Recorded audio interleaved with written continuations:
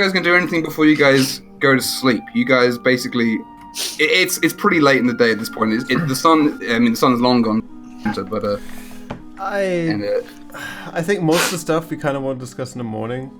Yeah. That's unless very someone else has a revelation. Maybe I don't know. Maybe Achilles needs to talk to the Dragonborn right now. Well, Achilles lives with them presumably right now, unless he wants to stay in the. No, I'd go back with them. Yeah, sure. Yeah, a lot of disconcerting discoveries, but nothing that can't wait for the morning. Dandy stuff. Okay. So you guys all head off to your various places of sleep. And Caldas, actually, on your way back, Gauto informs you that actually you're not going to bed quite yet because you have the first watch along with Venus. Fuck! So you'll be up for a bit, Soz. Oh my god. She doesn't say Soz, that's me saying it. Yep. We're just like immediately, like these bags just form under my eyes. It's like, we've all been traveling. We've all been working hard. I guess first watch is the least disruptive. So that's fine. You'll be relieved. In about 1 o'clock in the morning, as it were. Okay. So you guys settle in to sleep as you have been. Oh, actually, and before on your way going around, you're near the guard tower area, and you actually hear a voice, and you hear from the pen, the pit with the prisoner in it. You hear your prisoner is trying to say your name. It's pretty good effort. I would pay attention to him because you can't see him from here, but if you approach, yeah.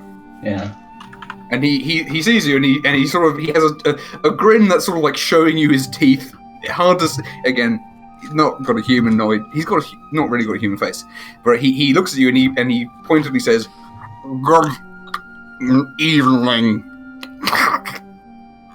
And he points up, guard, and he points behind him, into the wall towards the beach. Beach, sea, and he seems pretty pleased. I'm very pleased too. I'm very tired right now, but I would give him a thumbs up. I'd give him the universal greeting, and I'd give him a big thumbs up, and sure. And you can see he has been drawn, but there's a lot of things scuffed out as well, in the wall as well. He's been kind of scratching into the wall, but he seems to have been having some sort of either he's going crazy, scratching all over the. He's trying to figure something out on them. Right. Well, I think I'll take a glance, but then I'll get stuck into that when I've got more time. Yeah. The light's pretty bad now as well. Yeah. Okay, so you guys head to bed, and Ms. Fernbrand, as you go back to your home where your family is, and you see that your mother is up and awake, and she would say, greet you. Hello. How are you? How was your trip? We You seem pretty tired, actually. How about you? You go to sleep. You can tell me about it in the morning. I'll Yeah. I rested most of today, so I think I'll stay up a bit later. But you go ahead and better sleep. again, or As well as can be expected. But no, you sleep. I'll stay up for now. Okay. And she's sitting basically at a table. In it's probably a one-room building, so everyone. I give her the 2 new herbs I found. You can look at these if you're not tired yet. I found these. Very, very interesting. Thank you.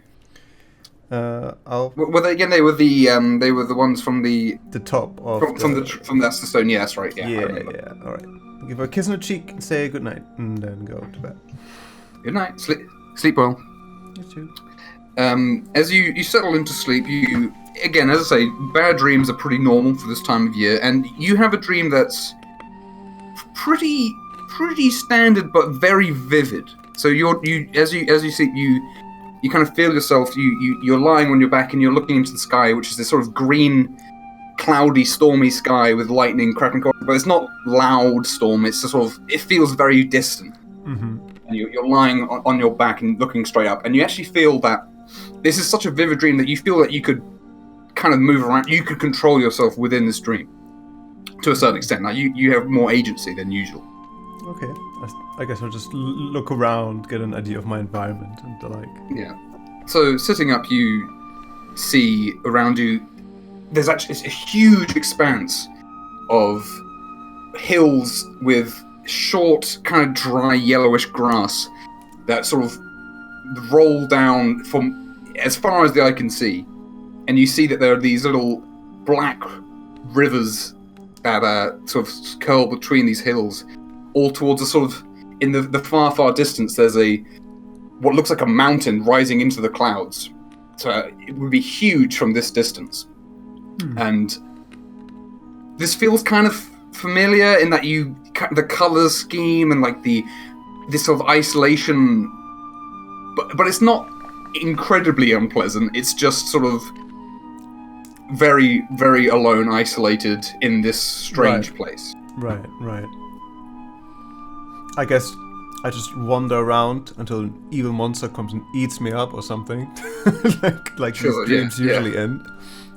As you walk around time kind of dilates. You walk towards this huge thing in the distance, and it feels like it's been hours, or no time at all, as dreams often do. Yeah. And suddenly you wake up suddenly as your mother shakes you awake, and she's looking at something outside of the window. She's staring, and she's. You okay? Yeah, I'm good. Just not that bad this time. Just kind of a weird place, I guess. This whole time she's looking outside, and she's holding you and says, "Anyone outside?" And she look at you. She now looks at you and says, "Take a look." Okay. And you look out the window and you see nothing out there. Oh, well, you see the rest of the buildings out there, but you don't see any suspicious people out there. Is it the witches again? I guess it's nothing for now. Perhaps you should. Let's stay awake for a little bit, but then I think we should both. Sure. Let's talk about these new herbs I found. Yeah. So you and her will have you guys spend an hour or two looking at this new thing to the point where the sun's sort of beginning to rise. Yeah. I'll we can talk about what it does later, perhaps. But yeah, sure. moving on. And Carlos, you're on the night watch, the first bit of night watch with Venus, who is the green dragon, as we all know. We all know this. We all know in depth all of my friends. Yeah. That's Venus. Why am I? Venus is a bit weird. He's all right. He's not the worst. But yeah, he's fine. Where's Venus? Here we go. So during the watch, Venus would probably ask, "So what did you see out there?" A few things. Some kind of witch. Which is I'm quite concerned about. She knows we're here, obviously. Galatea wouldn't be that pleased if you were debriefing me before her. You asked what I saw. Yeah, I did. And there's some giants as well, and we'll leave it at that if you want to keep it official. Yeah, I don't see anything super exciting either, so I'm sure there'll be you'll probably hear it when Galatea is talking with the Count, I suppose, if you turn up to that. I'm sure I'll be summoned. Seems to be what I'm here for at the moment. Yeah. I'm still kind of questioning why we're here. But that's a good question, isn't it? And Venus looks at you at this point. It's always been sort of looking out towards the forest before now, and it's like, yeah, if you catch wind, do let me know. I'd be interested in hearing why we're here too. Yeah, well, let's keep that to our chest. I know certain people have eyes and ears, but perhaps we can sort something out, you and I. But perhaps now's not the time. And as Venus says that, actually, you hear the door for the opening for the pillbox, and out comes Damus and Pluto, actually, who are going to take over for the rest of the night. Who they greet you. Your brother. He seems relieved that you seem fine. Yeah, I'd say the same. I'm happy to see him well. Yeah, we'll talk later. I desperately need sleep. I've been up for So yeah, you get down into the barracks, as it were, and you immediately fall asleep and just find my bit of the ground and just conk out. Yeah, and you have a very strange dream. Completely different to anything you've ever had. You wake up, as it were, in the dream, and you are in the clouds. You are flying, and you feel a sense of power that you've never really felt. And you look to your left, and you see actually that you have these great, huge brass wings, feathered with off-white yellow feathers. And you feel that you know in your soul that you are a dragon. You are a brass dragon, and you have agency. You in this dream. That's pretty. I mean, that's a pretty. You feel massive as well. Feathered wings. Fucking cool, mate. That's pretty. Yeah, yeah, that is amazing. You sort of can breathe deep in this air, and you feel exhilarated essentially. But you know that you're a dragon. You are not surprised to find that you are a dragon, as it were. This is like who you are. Right. Yeah. Okay. So I wouldn't feel inclined to start doing stupid tricks and stuff. You would be like, oh yes, we a dragon. No, I wouldn't anyway. But yeah. So yeah, and you flying through these clouds, you actually see up ahead something that you recognise instantly, an enemy. In the cloud, there is a figure silhouetted against the sun. It's the middle of the day as well, bright sunshine. This is presumably summer or something. The sun is very full in the sky. And you feel anger as you see across this giant in a cloud, fully armored with a great glaive, essentially silhouetted, and it sees you coming, and it's holding its weapon ready to receive you. And what do you do? I guess I would, let out, kind of taking a big breath and kind of coat it with my weapon at my breath attack. Sure. Could you please roll? Oh fuck you. For me the damage for a adult brass dragon, which is I'd let out a big roar and then it's 13d6, please. Okay. Oh man. Oh, that's bad. No, that's not great. It's like min-max rolls. It's true. Yeah, it's probably average. Actually. Damage, dude. Let me have a check. Actually, what is the average? It's slightly below average, but only by like 6. Okay, that's fine. That's a lot of ones though. Jesus. Yeah. You belch up this huge cone of fire, and the clouds around it sort of evaporate away, and it sort of loses its footing somewhat, and it's bearing the attack, but it'll make a dex check as a choice. Sure. It does. It weathers the attack, but the ground, the cloud structure around it, as you get close, you see that this is, and to you is not a surprise at all. There's sort of even a wall built out of this cloud. There's a lot of cloud obscuring everything. So as you get closer and as you breathe this fire, it sort of blows a lot of it away, revealing a huge structure in the cloud. And this giant, again, it's fully armored up like plate mail, essentially, of what you recognize to be adamantine armor. It's pure white armor, and it has a helmeted and all. And as you belch out this fire, and it reels back somewhat, but it hunkers down, and it doesn't take all the damage. But in this moment of you feel very in control. You can fly around, you can come back, you can bite it, you can even get your breath back in a minute and do it again. This guy's got no chance. And then suddenly you hear a sound like a thunderclap, bang, from below, and you see in your peripheral vision a tiny speck approaching, like incredibly fast. And you just before it collides with you, you see that it's as a blur. There's a figure, a tiny humanoid little figure, no more than 5 to 6 feet tall. Oh. is Pathetic. from A the manlet. ground. This and you can't really see any detail, but you see that there's a head, and it strikes you in the face, and you can feel your neck crack, and you wake up. Ugh. What? Yeah. So you kind of rub your neck like, ooh. You're not taking any damage as far as you can, but that was an odd one. And by now, unpleasant. you'd wake up in the morning from that as well. Okay. Okay. When you walk, you again, your dreaming is odd because you are an elf. You don't sleep, but in your meditation, you find yourself thinking about a forest. Okay. It's winter. There's a thick layer of pristine snow over this forest. It doesn't look like any of the forests that you've been in recently, for example.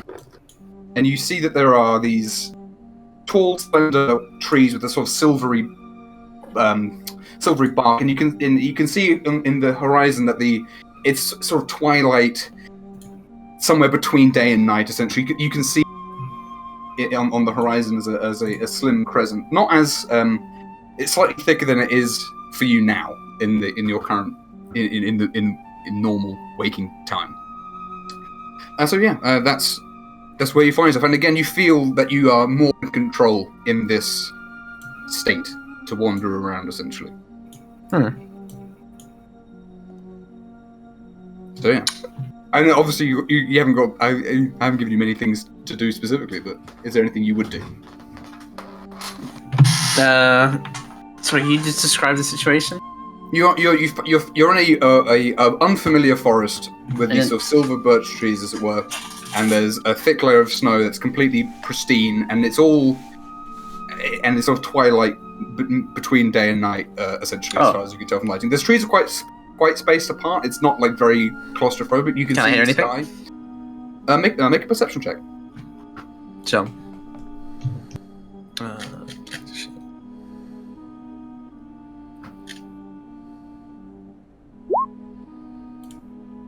Okay. So you kind of move around a bit, and you're looking, and you step onto the snow, and it kind of crunches beneath your feet, and you don't hear anything until suddenly you hear a voice sighing behind you, and you turn around and you see a strange figure. Actually, I've even got a drawing of a strange figure for you to see.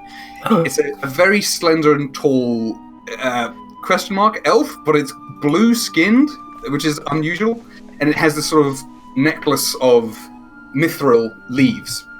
It has its back to you, but it's looking over its shoulder at you, and it sighs. And it has at its feet, it has a sort of bloodhound. It's standing on top of the snow as well, by the way. As you look at its feet, and it's not sinking into the ground at all. And it says in Elvish, "Begone, Sprout." Not yet. And then the dog suddenly vanishes, and it is in front of you. It has snapped out of existence, and it's suddenly in front of you, and it's pouncing on you at your neck. Christ. I guess I'll try and stop it. Sure, go ahead. How does one... What do you want me to do? You do whatever you want. You can attack it, you can try and persuade it. Can I grapple it, I guess, and sort of try and push it down? Make a grapple, yeah.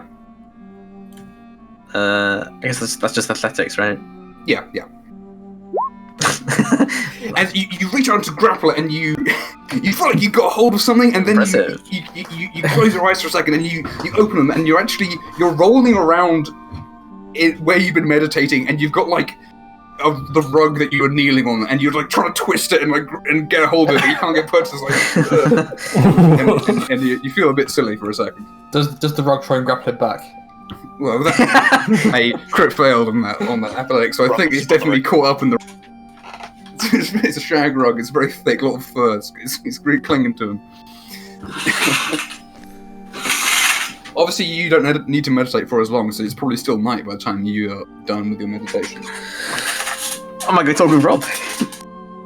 Well, Rob is not on. He's not guarding the tower anymore, so you don't know where Rob is. He's been fired. Kicked out. Shit! I want to find Rob. Rob's been furloughed. You can He's furloughed. you can talk to the night guard, Wes Johnson, if you want to talk to the night guard. Here he is. No, I want Rob. Good evening, citizen. So you tell me about the high elves? Have you heard of the high elves? Have you heard of the wood elves? Nasty folk. Anyway. Are we civilians? I guess. Are we more like fellow exiles? You're all citizens. You're citizens. You're fine. Anyway, as far as he's concerned, yeah. Balin, you go to bed pretty regularly. You're in it with everyone else, and you have a dream that sort of takes you back to your youth. You're back in Orst, and you're training at the archery butt. So you have your crossbow, and you're aiming down at some hay bales with some lines painted on them, etc. Which is very familiar. You've probably had this dream a couple of times, to be quite frank. Okay. But again, you have this kind of... You know that you're younger. You're probably just a teenager right now. But again, it's a sort of lucid experience. If you want to shoot this target, you're going to have to make an attack roll.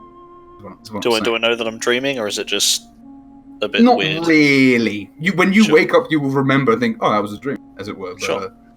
I'll take a shot. Ooh, you miss. And you miss, and then the drill sergeant's shouting at you and says, do it again! I reload and take another shot. As you take another shot, you close your eyes for a second, and you open them and you're about to pull, and then you see around you that you're not in the same place. It's black. It's raining hard. You're in the mud. You can hear the sounds of battle around you, and you are yourself now. You are your adult self, and you're aiming ahead and you fire, and you see a shimmer of light as the crossbow collides with something, and it shatters into nothing. And can you make a perception check, please? Ooh, okay. So you see up ahead of you where you fired. Essentially, there is a figure with the distinct silhouette of a hobgoblin with these humanoid size, but these big pointed ears and this kind of wild hair. And you see that they have these sort of big spiked shoulders, and they have their hands together, and they're sort of it's like they're kneading dough that it doesn't exist as well with their hands. And again, you can hear the sounds of battle all around. You can hear the sort of goblin cries of and you can hear like snarls of beasts, and you even hear the occasional shout of a human. And this guy in front of you approaches, and you can I'll show you, because you rolled good. I'll show you the picture. This guy is walking towards you, and his hands as he's churning begin to crackle with electric energy, lightning between his hands, and he's walking towards you. And what do you want to do? I will take another shot. Okay, please go ahead. You fire again, and again, it's about to hit him right in the face, and then suddenly the shield of magical energy shatters the bolt into nothing before it hits you. And he slows his movements, and the movements are more exaggerated. They're wider, and this arc of electricity is getting longer and longer in his hands. And eventually, he points directly at you, and you take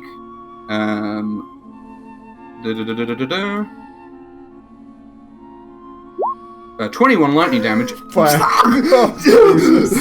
As a lightning bolt runs from his fingers through your body. You can feel it all the way through, and it goes out the other side of your chest, and you wake up and you feel that hurt. It still kind of hurts because you tensed up your muscles so hard. You might have even like dislocated your shoulder or something. I've got like a full body cramp. Yeah. I try and sort of immediately stand up and walk it off, but almost basically face plant. Just yeah. Guy would probably like, let's go. Go just on, man. Get to bed. Dree, I died in the dream. It's fine. I just need to walk it off. You've got a death fixation, man. Yeah, well, it's come close enough the last few weeks. Well, walk it off if you can. I'm gonna get some fresh air. Fair enough. As you go out to see some fresh air, actually, you see something interesting that I'll come back to in a minute. Because Uno Mas, Yaz, you've gone to sleep, and you go to bed. It's dark, and you blink a second, and the room's still dark, but you realise that you're not in your room now. You're just lying down on the ground, on a stone ground, in a dark room. And you see there's a light kind of glows up, and you actually have your sword. You realise, and this faint glow coming off it, getting slightly brighter. And again, you feel this is a very similar beginning to the dream you had before, but now you are more in control again. So you feel that you can, get up, you can move around, you can do whatever you can do essentially. You can be animated. I look behind me. You look behind. Okay, so you turn around, you roll over, looking back, and you're actually up near a wall, a curved wall, stone wall, and you kind of illuminate it with the sword, and you can see that there's this. The feel of it is weird. It looks kind of. It's very polished, essentially. It's probably like marble or something. Hard to say exactly, but it looks incredibly real. Like you can see every detail of it. You're not usually in a dream you might expect to fill in the details, but you feel that this is a real thing that you can look at this marble. You can getting very close. You can see the grain of the stone. You can see individual flecks of different minerals in there. And it's quite this dark, quite dark grey polished marble. And the same with the floor. And the wall sort of curves around, and you can't quite illuminate high up or ahead of you from your position, but that is what is behind you. I would put a hand on the wall and begin following it. Okay. So you get up and you touch the wall, and you realise pretty quickly that this is quite a small room. It's probably only about 20, 25 feet across. It's sort of like a conical room, and you come around and you do actually see that there is a doorway. There's an open door with a tunnel that is completely pitch black. But you also see that in the middle of the room there is like a what's the word? I don't want to say dais, but I mean like a little pillar essentially, which something is on. But again, a podium. That's the word. Thank you. Yeah, there's a podium in the center of this room. I would walk to the podium. Okay. As you walk towards it, you begin to illuminate it. Again, the sword only has 10-foot radius of dim light or something. But as you walk toward it, you realise that there's, on top of this it's about 4 foot high, this podium, and then there's a quite large, probably about 1.5 foot wide, stone bowl on top of this podium that has, you can see that it is quite full with a liquid. And it has a sort of decorative pattern on the side that has a lot of little loops, essentially. That sort of they look at first like it's one connected continuous pattern, like on a Greek vase kind of thing. But you actually see that there's actually lots of separate little ones that are creating this effect from a distance, essentially. And as you approach it more closely, suddenly out from the water, a hand splashes out and grips the side of the bowl. A pale human hand comes out of the bowl. There's no way there's a human in the bowl, because the bowl's only, 1.5 foot wide. That would be silly. And then another hand comes out and grips the side of the bowl as well. And it seems to be struggling to grip, and something pulls itself out, and you see a whole human comes out of the bowl. It's pale, completely hairless, naked man. Comes out of the bowl and collapses onto the ground in front of you, curled up, kind of in like a fetal position onto the ground, and you can hear it sort of gently sobbing. I would move to help it. You come closer, and the face turns to you as well. But okay, sorry, yeah, good. Yeah, I'd kneel down next to it and see how it's doing. See if I can do anything. When you get closer, the thing turns to you, and it has this is its face. A sort of long, incredibly smooth skin, apart from around the eyes, which are quite reddened, as you can see. And it looks at you confused for a second as you get close. And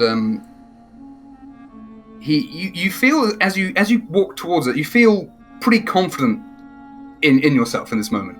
Like you're doing the right thing, and you actually feel behind you. You can feel like this reassuring presence. Essentially, like you're not alone in this moment. And as you get close, the thing looks up at you and says, in common, "Who am I?" And you feel on your shoulder, you feel a hand, but it's not like a sudden like, "Oh, hand on my." You're expecting it. Someone is holding you, is patting you on the back and like holding your shoulder in a reassuring way, and you feel that no matter what's about to happen, you'll be fine. You've got this. And do you respond? Yeah, I would say I don't know, but I can help. And I stretch your hand down. As you begin to reach down, you suddenly you wake up suddenly, and as you feel behind you, grabbing your shoulder is Rob. "Hey there, buddy. Last time you were walking out at night, got a little bit far." And you see that you've slept walk again, and you are standing on the bridge, and you are like at the threshold to where the golems are, and will start influencing you.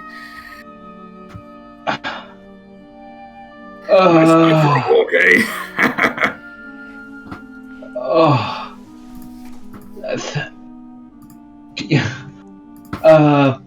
Yaz, flustered, kind of takes a look back and then hurriedly takes a few steps back, and then would look to Rob and go, "You weren't looking at the stars this time, then?" Well, my easy job has been taken away. Now I have to walk around reporting. Besides, last time you mentioned that it's not a habit, so I thought, give you a hand. Maybe you can put in a good word for me. You know, Rob, I actually will. He's pretty pleased with that. He's pretty smug about it, but he's good job. You are basically in whatever you went to bed in, and you also have the sword with you in your. I'm thinking, am I gonna have to chain myself to go to sleep? Seems a little extreme, but should work. And Balin, this is what you see as you have gone out. You see that these two returning essentially through the town. Yeah, there's no shoes and is shirtless again. Yeah. It's just pajama trousers. Hey, holding a Gaz, sword. you alright? Sleepwalking. Again? Yeah. Yeah, I didn't sleep too well either. I think I slept alright, I just don't think my legs did. Yeah, well, did you die in yours?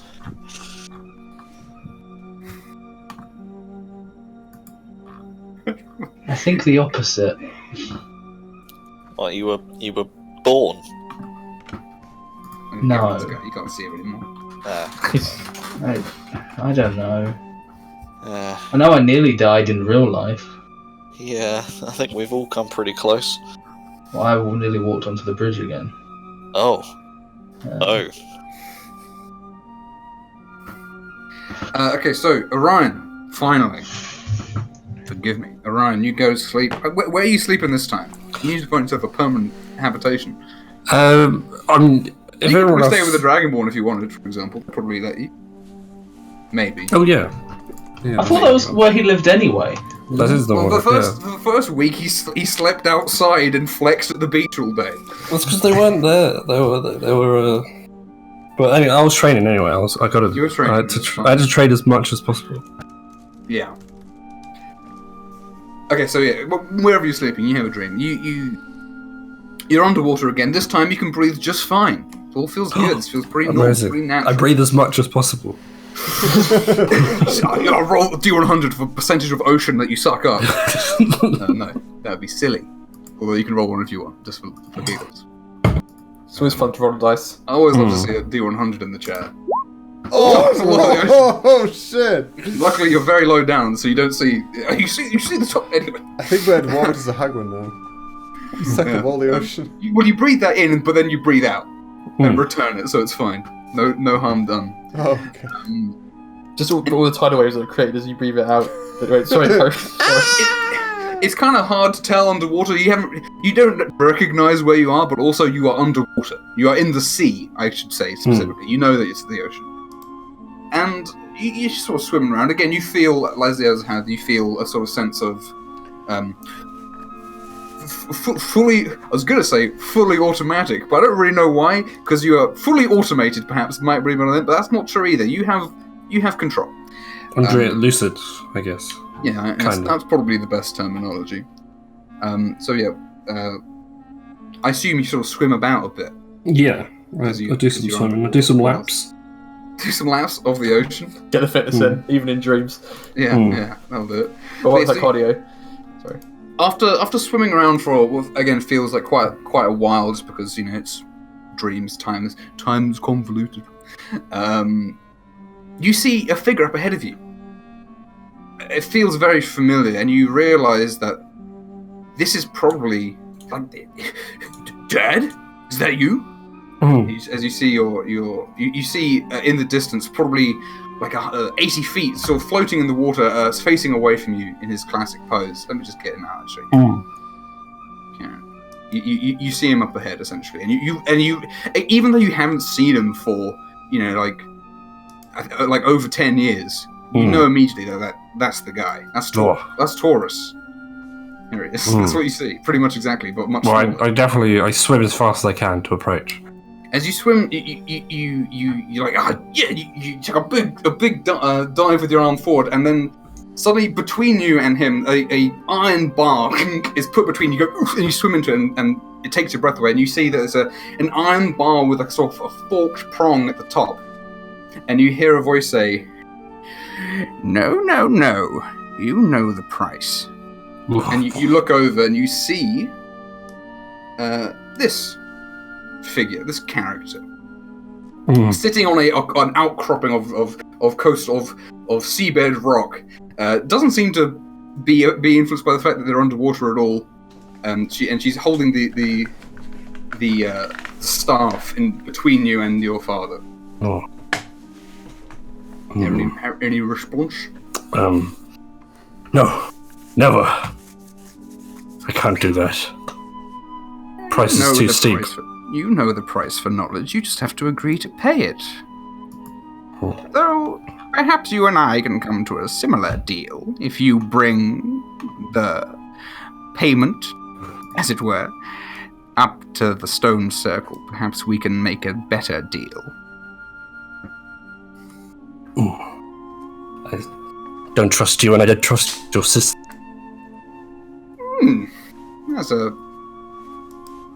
Well, if you say so.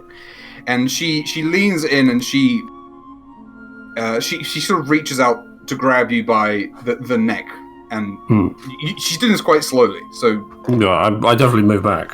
I'll try to. Unusual. Perhaps I should. No. I'll leave you alone for today. Perhaps you'll change your mind. And you turn to see where your father is, and you can't see him appeared. And you can actually now see the top of the ocean, as it were, and you see it's like shifting down towards you, but the rock that this lady's sitting on isn't moving. Basically, it looks like the sea is draining out from above you, and she's sort of been cackling. That's terrifying. And as you crest the water, and around you is like cracked, barren desert, and she's gone, and there's nothing around you, and then you wake up. Oh god. Oh.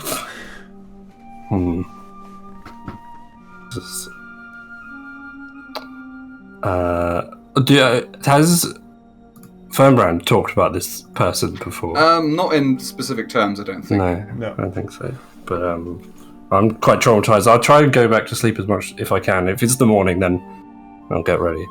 But I won't be shaken by such. That's weak. Attacking through your dreams. That's what cowards do. Is it? Anyway, okay, fair enough. Profusely as he says it.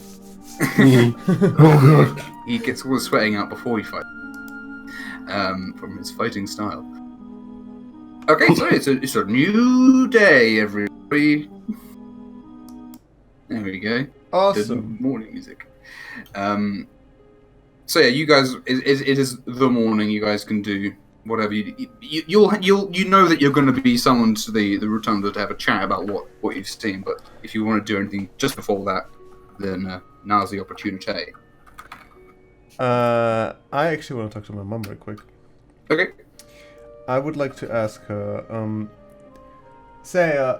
Mum, we found a witch in the forest, and she sort of kind of she was being quite like cheerful, this is all fine, and then she's like suddenly quite still. It's like, So, okay. So apparently, there are multiple sisters, and the like, and one of them was in my dreams, right? Like you scared her away, right? So long as you're awake, she shouldn't be able to hurt you. Right. So long as I'm here to wake you up, if she turns up, then that's fine. Stay away from witches. Right. At least until you can handle them yourself. Do you think you want to attend the meeting today? We were gonna talk about the witches and the like, but you seem to actually know them and how to maybe deal with them. Because so far it's kind of like she's evil and she's weird, but she has a lot of information we don't have, so we were just unsure how to handle that. But I don't think it's a good idea for me to. If you have already met them, then surely that'll be enough for the count. There isn't much I can share beyond. Some witches can move in dreams, as it were, it would seem, and some people can see that. I don't know if I want to have that attention brought to me. Right. I guess I'll just tell them that, and I know it because of folklore and stuff that if people get dreams of witches, that we know it's them and that we should probably take care of it. Yeah, definitely. Okay. Don't worry, I understand. This and she's probably changed the subject. This herb is quite extraordinary. I think we immediately works. Much Forget more so than what we've been finding in the forest is. Oh, very good.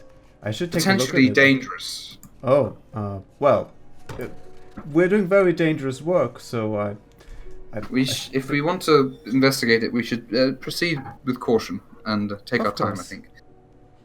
But yeah, so she would probably at this point just sort of talk about that, but in very uncertain terms for the now. Oh yeah, no, I mean it will immediately work. Sure. So she's very into talks.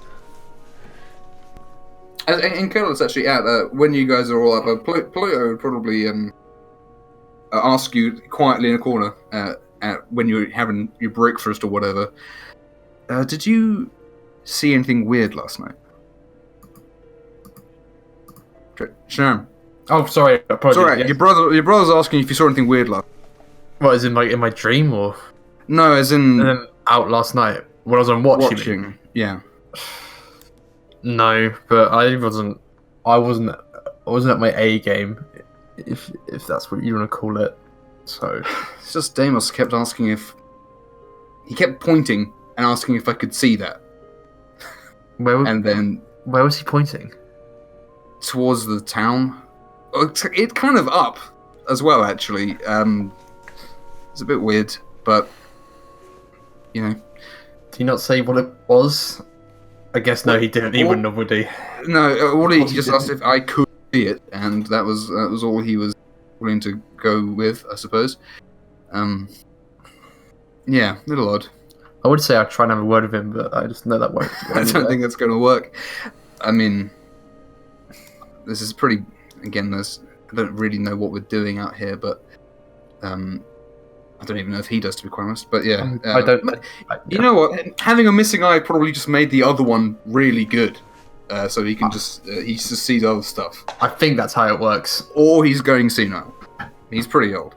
How old is he? He's like 70 something, isn't he? 70 something. Maybe. That's why he smokes so much. But yeah, no, I did not see anything out of the ordinary on my watch, but I will keep an eye out for it next time, I guess. Yeah, well, I mean, if there's anything there at all. If Damus doesn't tell us what to look for, then it doesn't. I guess it doesn't matter.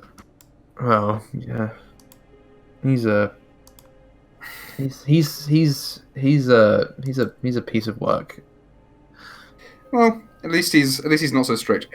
You probably have to get. Speaking of strictness, Galatea probably would say, "Wait, she looks like she's been up for ages." To be quite frank, she's fully dressed. Is like, okay, right, and it's time for us to go. We got a meeting to go to. Yes. Yes. It's like my eyes, like trying to rub my eyes open, like trying to like get my like stuff on. Yeah. In like kind of practice fashion, but like kind of stumbling around a bit. Yeah. Sure. Yeah. Let's do. Yes. Okay. Would you like me to Would she like me to tell her things before we go into the room? She probably would be interested in hearing any important details on the way up. Yeah. I would tell her, just for reference, I would tell her everything I found apart from the fact that I gave the witch blood. Okay, that's fine. Would you tell her about your dream? Either. Yes, I would. I would tell her. What was fucking dragon? I would say the dream about being a dragon, and maybe ask about like. I know there's like, there's probably like some kind of myth about Dragonborn being descended. It makes sense we're descended from dragons. Like, what was that? Sure. She seems very excited by this news. It's, must be a sign from Tiamat. Yes, very good. We'll have to have a more in-depth talk about this later, and perhaps have a little chat with some of the. And she points upwards, and she pats them. We'll talk about that later, actually. But that's a very interesting news. I don't know how to feel about that, but does she normally get excited about things? Not really. It's pretty odd. Yeah, I'm just like, oh, yeah, of course. She's sort of not dollar signs in the eyes, but like no, yeah. There's like a life. Muscly arm emoji in the eyes. Power. Muscly arm emoji. Yeah, that's the one. Sure. Okay. Yeah. We'll head off. Yeah. That's cool. Okay. Is anyone else going to do anything in particular? Meeting? Yes. Can I check on the family? She's pregnant, isn't she? Who is? Who? What? There's the dwarf. Yeah. You can check on the dwarves if you want. They'll be in the rotunda. They're gonna get married. They're not. She's not pregnant. They are to be wed. Oh, they're getting married. So yeah. Yeah. The daughter of Rick's right, and the son of Anton, I think his name was, or something. No, it was Garby. Anton was someone else. Oh, just to check on if they, because I've been doing this normally. I've been checking on everyone. Sure, I'd ask them about what kind of dreams they've been having. Well, you don't really know Garby's children, but you can talk to Garby pretty easy. But Garby would be. You'd probably meet him before the because he'd be there to do translating. It's all good and well, fine. Garby would probably say he's had some horrible nightmares about the wedding going very. Because they're kind of it's all a bit up in the air because they were gonna have the wedding before the winter, but then this all happened, and then they agreed to come. So they're gonna have it hopefully in the new year when things are a bit more settled. Cool, that's the plan. But he's just imagining all sorts. He's been having horrible dreams about all sorts of bad conduct from guests, people starting fights, monsters attacking in the middle of the wedding, that sort of thing. Okay. Horrible stuff. So, no problem. That's it. That sounds good to me. I mean, yeah. I don't care. Oh, that's all fine. I'm like, oh, that's concerning.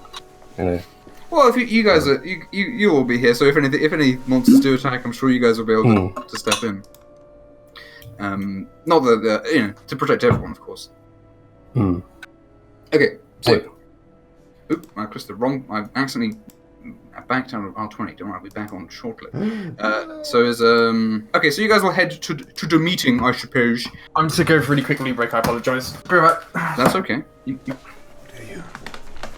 Probably check in on Yaz on the way in as well. Sure, yeah. He's again, had an odd experience as usual.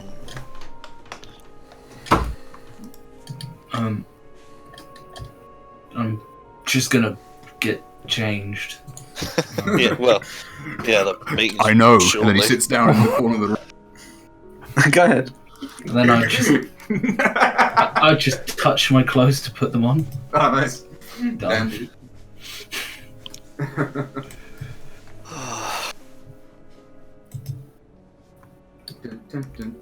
Damn. Okay, so usual suspects are at this meeting. I have not made a meeting map.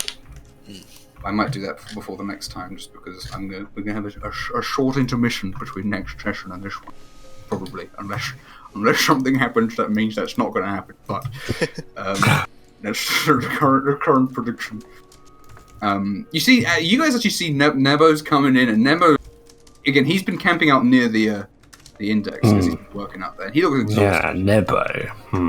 This guy looks absolutely exhausted.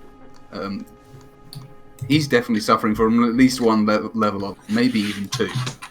He's suffering from one. He's suffering from exhaustion. The poor guy. The poor Neb. Here he is. Here's Nebs. Absolute Nebster. Let me just get the rest of them out. Who else is here? Of course, Garby's here. I can't hear the music. Play it again, Sam. That's a nice little Casablanca reference for you. I'm sure everyone really liked. I've not seen it. Oh, Casablanca's a great film. You should see it. It's your favourite film, I know. It's one of my faves. Definitely in my top 10.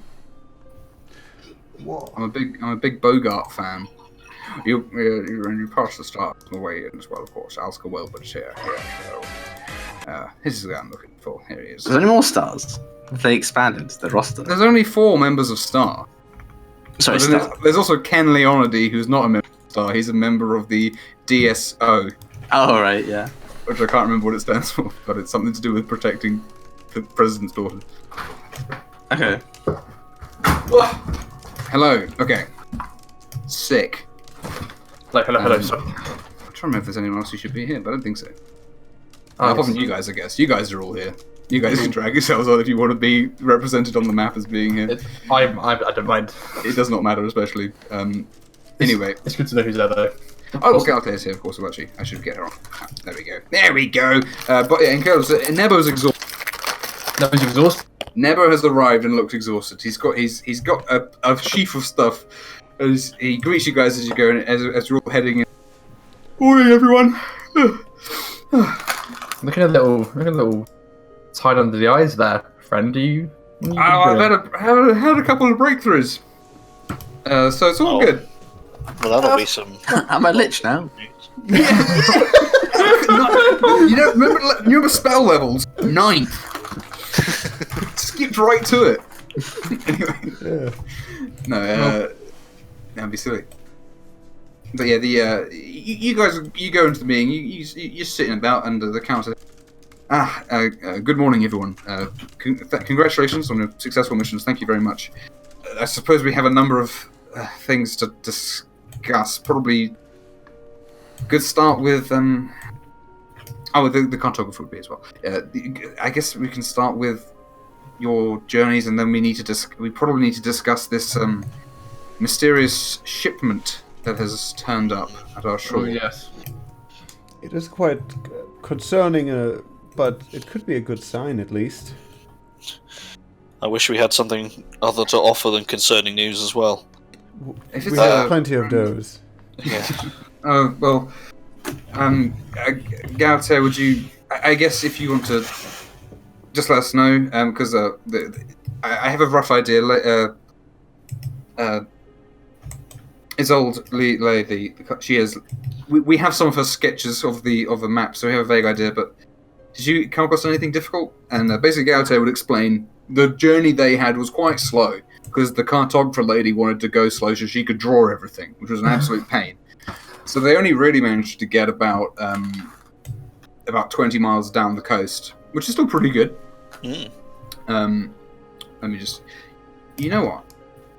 I shall put you guys on the updated map as it currently stands, which is not perfect. It's only you guys, 95% done. the stuff in the south is stuff that they basically saw from a distance, and stuff that you guys can confirm from a long distance, and the stuff that's in the north is basically saw. So this is the current map as it is. Needs to finish. But yeah, so they went down south. The coast continues a cliff for a good long way. Whoa. But then It's a heckin' chonking map. it's very big. The scale is different as well. It took a while to load, Jesus isn't it? Christ. Yeah, I know. It's 9 times the size of the. That's the original map. Is that? Yeah. This corner. But yeah, so Enhance. they went down south this way, and they found a couple of odd things. First, they found the cliffs come down into a beach, a sandy beach down here. Ooh. And there's an island in the mouth of the river here, which they opted not to go explore for reasons of... basically, the island was incredibly strange. It had a very tall ridge around it. There was no obvious way to get onto it without having to climb up. And the island was covered in trees. Not pine trees, like leafy trees that were not... They were not like dead because of winter. They looked like fully fresh, summery trees. Very odd. Were they like the ones in my dream? Well, so especially you describe the ones in your dream and the ones... the ones in your dream are very specific. They were specific to silvery birch trees, and they didn't really match up. They saw fruit trees, for example.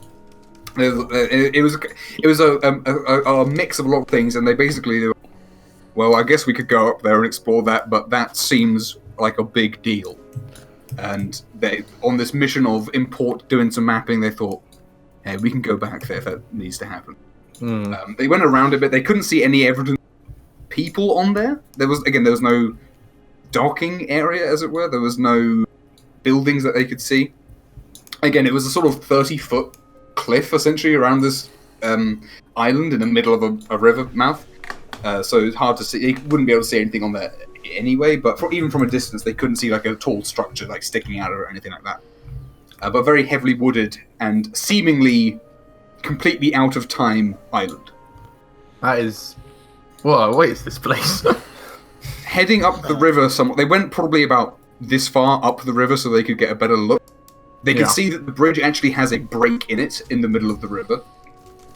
From a distance, they could see that. You guys wouldn't have been able to see that so much just because of like the angle. Basically, would have been difficult. At a low angle, it would have been difficult to see. Sure. But from the side, it was very clear. And basically, there's a lot of marshland around the river that goes into swamp. So with trees, and then that goes into the woods. And they didn't see. There's sort of like hill lands down over here, and they could see again that this plateau that you guys were seeing as well continues down around, and it goes down around the bottom as well and meets up to the coast on the other side of the river, which they didn't go too far down to. Would they have known, or would they have seen, or is there a reason why the cartographer had made like this kind of indent? Yes, so they built some of these towns. The other towns are basically guys exploring. I think Discord is dying. Yeah, sorry, everything you said to them was like a complete... Just wait. Sure. You guys will sound fine to me, so if it's online. Yeah, you are a robot. I'm done. My account nasty. Yep. Those are the words. Those specific noises. Beep, beep, beep, what? What's going on? When did we start downloading? I don't know. Not on my computer. He's updating. We'll try very quickly. No, because everyone else is fine. It's my fault. Maybe just disconnect and reconnect. Yeah, that's a good idea. Is that better? Yep, perfect. Weird. Anyway, cool. Sorry. Oh, As you were saying. Yeah, so the indent, they could see that was there, essentially. Okay, so okay. Because they went up, it looks like there's a path that winds through the wood, and you guys saw from when you were up here, and you were looking at where the towers were, you could see that there was a sort of clearing, not like, you couldn't really tell the size of it, but there was a sort of break in the wood around one of the towers. Mm. And the other towers are based on the positions that you guys saw, or Ben specifically saw, when they were lit up. So they're not actually that high above the forest. You could only basically see the pillars of fire. So the towers are lit? They were lit when you guys saw them, which is why they're lit on the map, as it were. Yeah. Okay. They're not always lit. Were they lit when we climbed the stone circle? Because that was a hill that let us see for ages, for miles. You could not see them lit from there, no. Okay. So we can reasonably believe they were lit because of our presence. That seems very... Yeah, again, discussing that, the count would... Everyone would probably agree that was probably a case where an alarm of some sort, yeah. Because they all seemed to muster to us and grew and grew. Yeah. And grew. Yeah. Now all of Goblin knows you're here. No. Yes. And once you have them plotted out on a map, you actually can see that as well, that there's a sort of... The ones furthest to the west form a sort of straight line as well, which would be pointed out by probably Rex Wright, the dwarf guy. Which he would probably assume that could be a border. Makes sense. I don't know why it'd be so rigid, though. That means there's something else in the forest as well, then. Potentially. But yeah, so basically, they didn't do any super in-depth exploring, but they've done a good job of mapping out the land specifically, and that corroborates with what you guys saw, essentially. More or less. Good stuff. Well, at least we didn't see hallucination. That's good. Probably came across the bridge, I guess. That island, you said it had fruit trees on it. It looked like it from down here. Yes. We didn't want to cause a diplomatic incident potentially by going onto what could be foreign soil, as it were. But any grains? Hard to say from the distance. The island itself was quite large. It was at least a sort of like a probably about 40-mile like circumference, essentially. But all healthy summer plant. Because that could be where our anonymous benefactor had their food from. Yeah, and the count would have a note. The Lord Lawful would pass on saying, it looks like the storehouse. They've gone through the rest of the crates. There's three. About half of them were full of grain. The others have other fresh vegetables and fruit. That would make sense, yes. But then, how did they get a ship past our Dragonborn here without them seeing it? And the ship itself is very peculiar. I have some notes here from Captain Blacksheep. He's had a look at it with some of his sailors, and it looks like it was made out of one piece of wood, and there's no way it could have been steered. There's no tiller or oars or sail. It's just it's basically a raft. Hard to imagine. It must have magical means only I can explain it, but I don't know. You, to Miss Fernbrand and to Enkelis, you two have both purified the food, I'm to understand. So whether it's trustworthy or not, I guess is moot at this point. I don't think anyone. I think with what we did, it's safe to eat. Well, I think we haven't got much of a choice. Though, of course, hunting will still be vital, and the cockatrice could be very useful. Well, there appears to be no meat or anything in the crates, but yes, this should certainly see us through to the end of winter. But we do now owe our mysterious benefactor quite the favour. But perhaps that was the play. They might introduce themselves at some point, and well, so far we only have almost enemies everywhere, so it may not be a bad thing to have some kind of connection to a different faction. If I remember the message, they seemed almost sorry for us. Yeah, the message read in Sylvan. What it said, I couldn't find the actual specific note. I had to try and remember. What it said was, "You should not have come here, but you could not have known. We will be watching." And it wasn't signed or anything. It was just, I guess should we talk about the other? Yeah. So you guys, could talk about what you guys found. Of course. Yeah, we probably should have opened with this, and we'll get to the full details in time. Wanted to clear out some of the more easily explained little journeys. You know, a nice coast, an island, a mysterious island. Kalidas? Yes. Since you led us more or less, do you want to give the report? Sure. I was just going to add that we should consider everything we say in this room, everything we do, under watch. Oh, We've encountered. Well, we'll get to the full story as I said in time, but there are entities out there with means and proven record of scrying on us. The Count holds his face in his hands and it's like, okay.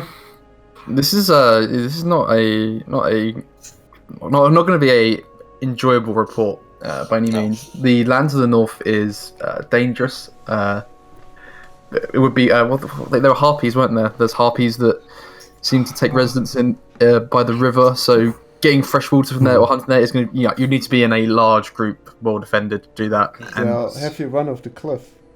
Particularly with they can arcane charm you. entrapment. Yeah. It's I would venture on the point of it's not particularly going to be safe for people here to go there at all. I wouldn't recommend hunting as well because they have kind of people faces, so it's a bit weird. You see Nebo for a second is trying to think of something, but he looks exhausted. He comes up with nothing. Poor guy. And then probably more concerning is there is what appears to be a trio of witches in the local area. Witches? It's like from stories? Like real big gangly weird magic women that not just and Nebo was it not just female wizards then? No, genuinely something else. You know the you know the Kleck's fingers not kind. Female wizards by any chance. Anyway. They between the ages of 25 and 30. From like Nebo. Like Nebo, yes. And then, one of them lives in a hut. We had communication with them. Did you have tea? We did. We did. I guess that's civilized. I don't know what to make as a read on her, but she, at the very least, I mean, she has a literal, to match the the myths and fairy tales. She has a literal crystal ball, and she can see through it, and she knows we're all here. She's very much a broker of information. She's got her own grove of this vile, burning red plant, just a few miles up the forest edge. She knows a lot of the other local factions as well. Obviously, she's had dealings with what we believe is a leader or leaders of the hobgoblins, as well as some others that we're about to inform you about. Even more concerning is she doesn't seem to be on best terms with her two sisters, who appear much more feral. One of them is in the sea, and I can't remember what the other one was, so someone remind me. Dreams. One of them appears to keep walking around in your dreams that you guys have now been seeing. Are we going to tell them all about the dreams, or? Yeah, I mean, I will bring it up, I guess. Well, Orion is the freshest dreamer of witches.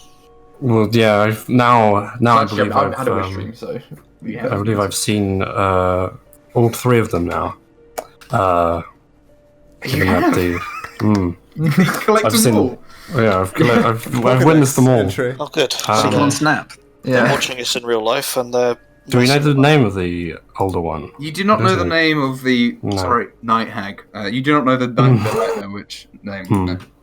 But no, I witnessed the one in the ocean. They don't see... It's hard to say whether or not they're all allied together or not. The one we met in the... She didn't speak well of her sisters, so... No, But that, but you know, who knows what we can take as truth from her. I don't know what her relation is to the Witch of the Sea, but it seems she regards the third sister with some esteem as the eldest. So, What is the? Can you, Nebo? Could you just so I can check? Could you describe this this nightmare witch?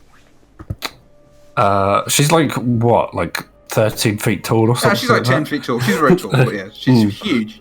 Huge, horned, deep Like purple bull skin. horns or like his antlers. Oh, okay. Right. She's very spindly looking. I had it too in one of my dreams. Oh gosh. In mine, she I was underwater, obviously, but so was she. But she was controlling the dream itself, apparently, seemingly. It was, Do we have any? Mine, she Never strangled me. To the count would say, Oh, good. Never. Do we have any way to fight a dream? And Never was just like, well, I don't know. It's not my area. I mean, I'm sure I can find out. Well, we can always either ask nicely or kill them. yeah, well, I suppose Hard to- that's an option as well. other than Yaz's nightly expeditions, I don't think any of us have had any physical effects from the dreams yet. Well, I don't like being manipulated. The dwarf, Dwarf Lord Rexride probably when you suggest that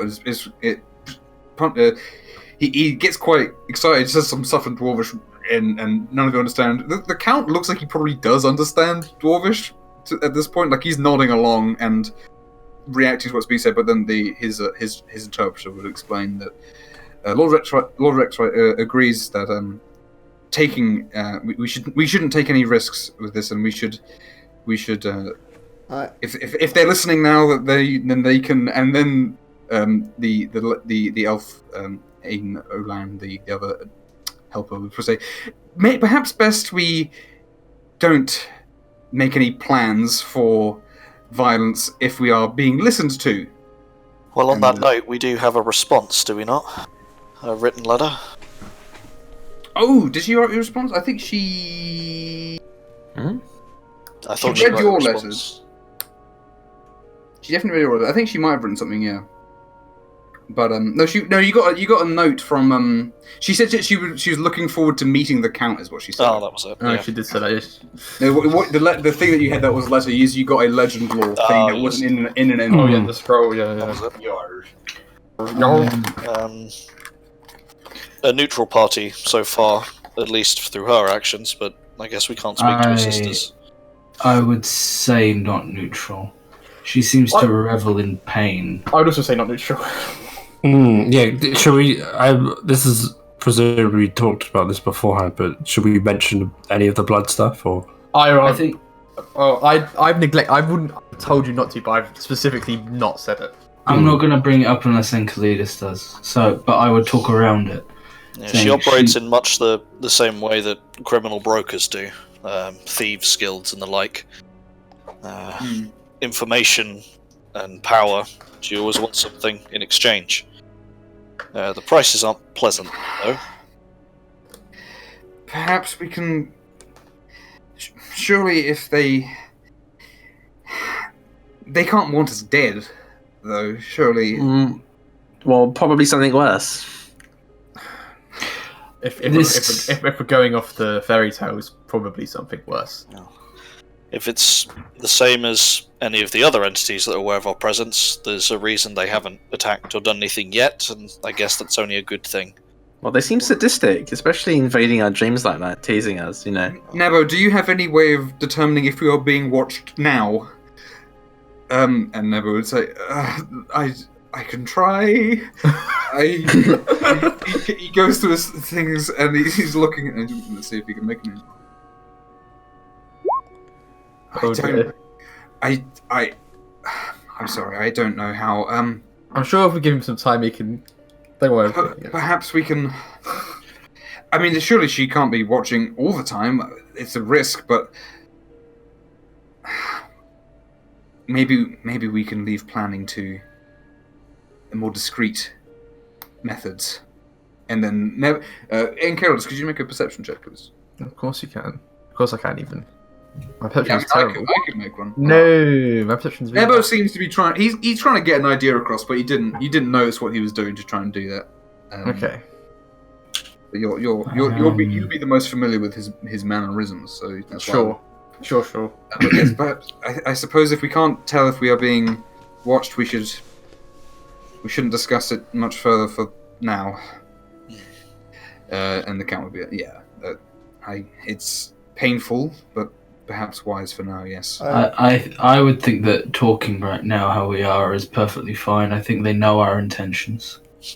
I think There's nothing we can say right now that isn't already known. I think we should definitely be more attentive of dreams that go more in the veins of evil witch and people were hurt. Because if it becomes more of an issue, I think we have to act. We can't just ignore that. I feel in moments like this, we need to show that we are willing to push back. I agree. Indeed. Lord Lawson. Lawford, could you please, I don't know really how we can go about this, but we need to find out if anyone else in any other people have had a dream involving this figure. Yeah, maybe it's time to start reporting those. Maybe get that out there. Do you think you could put together some sort of a drawing between you of your experiences? There's just a visual aid for people to refer to. Yeah. I don't think there should be a visual aid. Some people would think about then people may be not think so it may be easier for them to.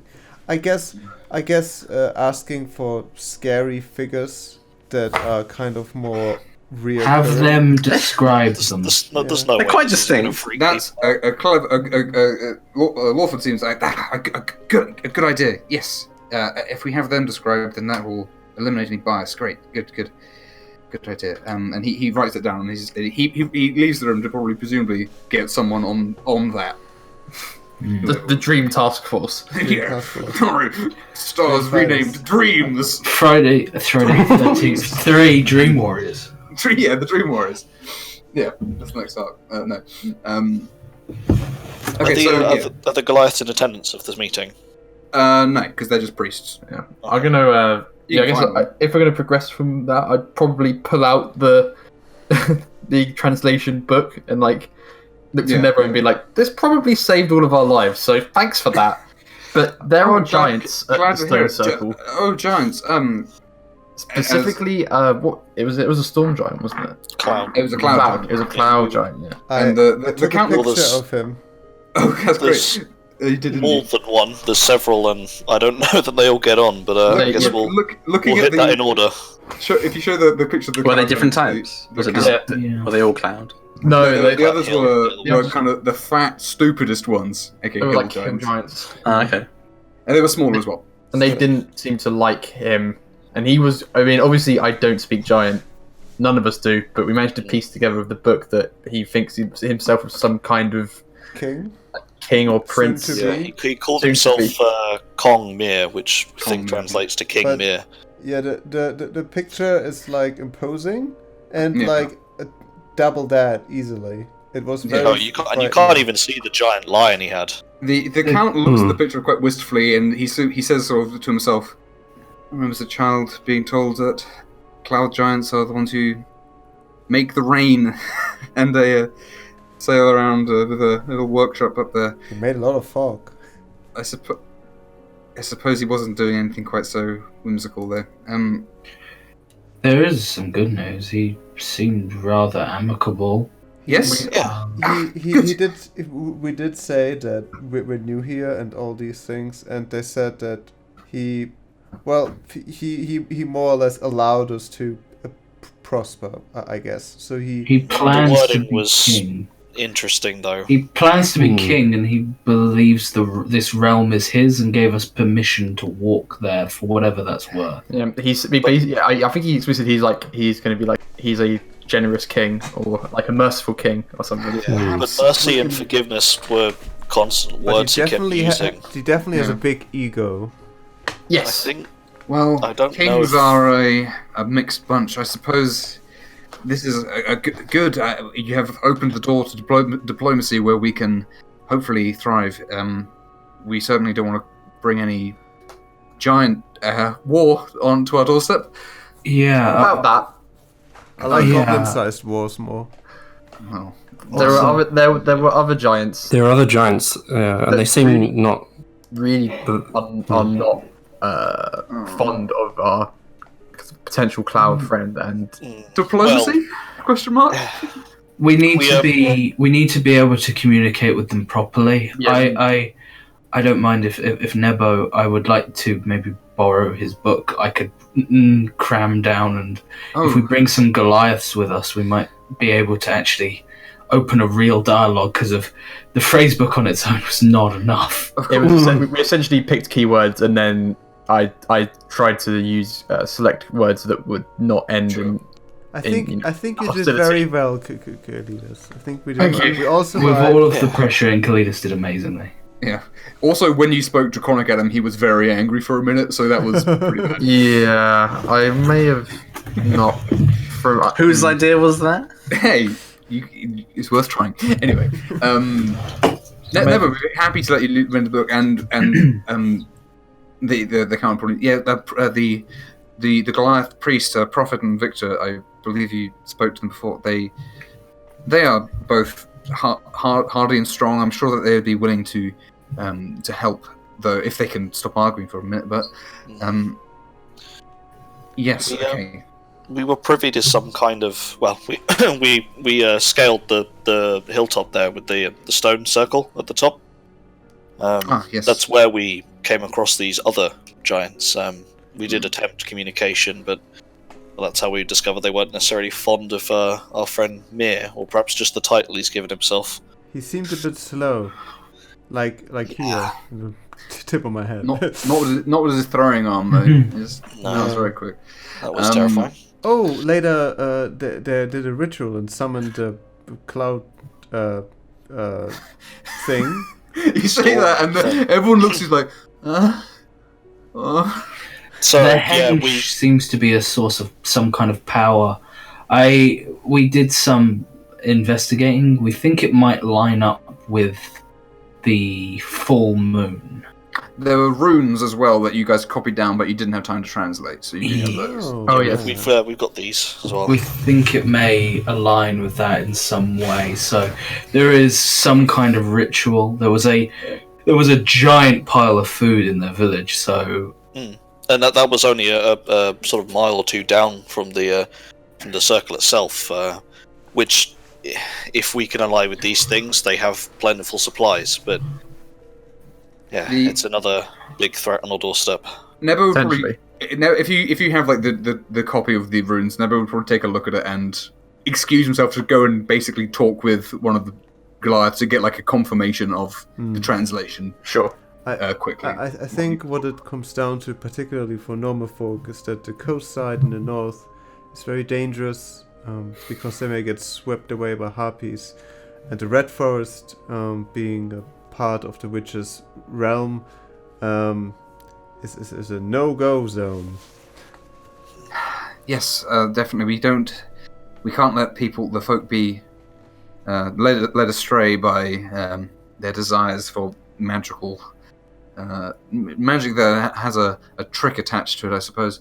It may be worth maybe posting someone at Sentinel's Way to catch our friend here, or maybe if it starts affecting other people in the town, we can't have people walking off at night.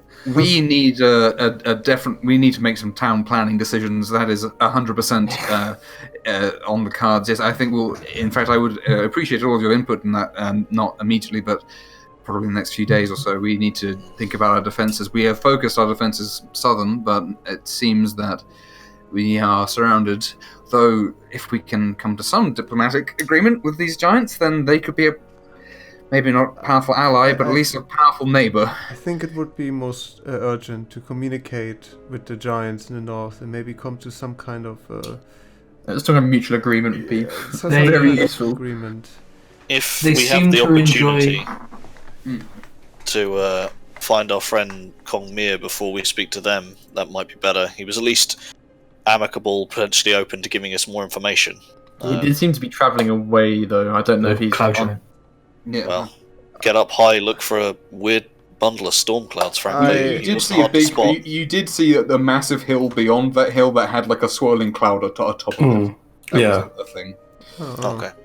I did say that, but I didn't linger on it. I'm not quite sure whether that would be so wise, considering that is a very far way into the north, and if there are creatures like the storm giant there, then I think that's far beyond our means. I feel trying to establish a connection to the local more giants, maybe more wise. Because I think Yas, you wanted to mention the food. Yeah, I had an idea with that. I know that most of the food that we saw was meats, wasn't it?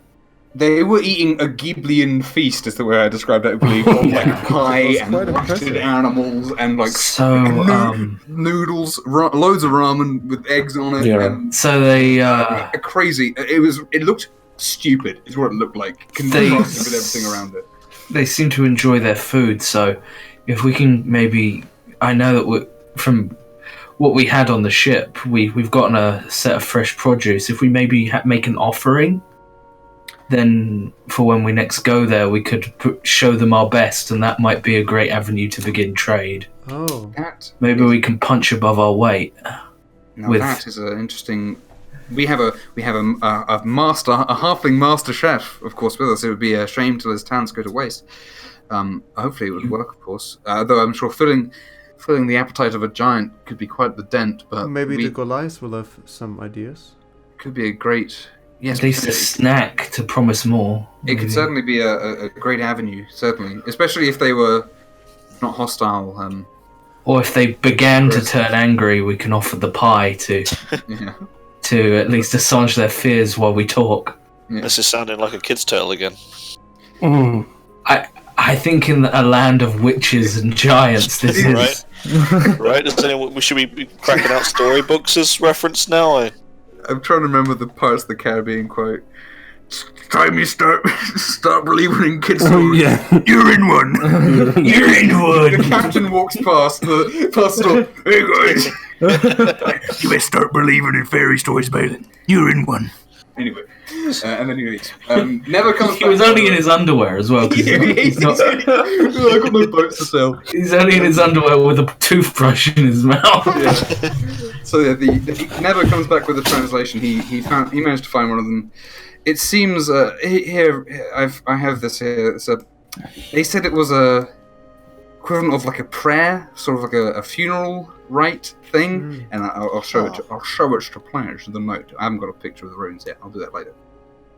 So each one of these lines was a different rune on a different stone surrounding it. There's 8 stones in total. So it reads. I'll read it because otherwise I'll just be making you guys sit. You guys can read it anyway. Bring us up, and then a new stone. Our flesh turn to hills. Our tears, not tears. Our tears turn to frost. Our warmth turns to fire. Our bones turn to stones. Our blood turns to rain. Our minds turn to storm. Return us. Huh. A sense of loss seems to keep coming up in these giant runes we've been reading. Well, we found bones first, and now this. But also the other ones we found in the quarry. It is reminiscent of one of the things that you found, The other thing you found that was giants must not forget, survive, and carry us up was the other thing. So it's a sense of loss or change. I do hope we didn't have a hand in that. Well, Kongmir did speak a lot of forgiving whites. It's not us. Certainly We aren't the sins of our fathers. Yeah, but they might not see it that way. Or even our brothers, fathers, or grandfathers. Oh, God. Sorry, yeah? Well, no, I was just going to say that the question is who does this address? That's a good question. Well, Nebo was say, well, again, Victor seemed to think it was a funeral rite, so either the family of the dead themselves, or maybe it's addressed from the dead, or a god, or I don't. What if if currently it is uncertain whether the storm giant we found is going to become king, maybe the old one died, and that's to him. Specifically, he's a cloud giant. I will point that out because the distinction is important. Right. That's the only reason why I'm going to be picky about it. Regardless, so Yes, the new one being a cloud giant, uncertain that he is king, maybe in the process of becoming one, or maybe. So maybe this is one to the one that was before. And they don't like this new up and coming prince guy. Yeah, that was specifically what they said. But the stone did specifically say that he's not their king. Storm is king. Yeah.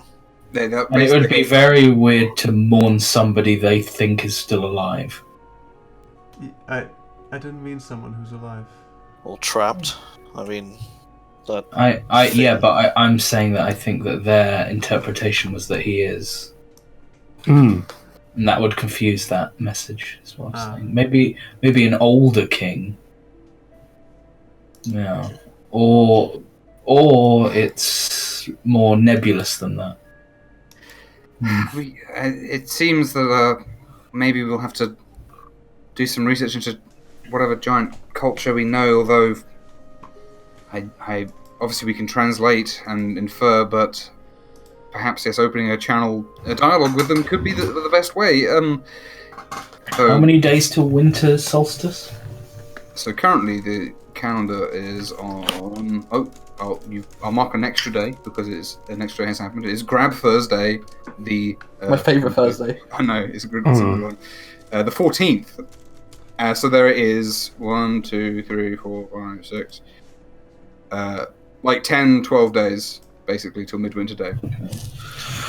The only other faction to report will seem to be some bugbears further up as we were making our way towards that stone circle. Bugbears? As in the big hairy men who live in the woods and sneak about? Long arms and surprisingly stealthy. Bigfoot kind of fellas. It's just one. Real big feet. Yeah. Big feet? Just the one? Well, one, Did they attack you? Tried to. Huh. Well, we didn't respond. I guess someone make a note of that, I suppose. Didn't carry any obvious markings or affiliations, so at least it's not another one to add to the roster of the Mammoth clan. Excellent, I suppose. Oh dear.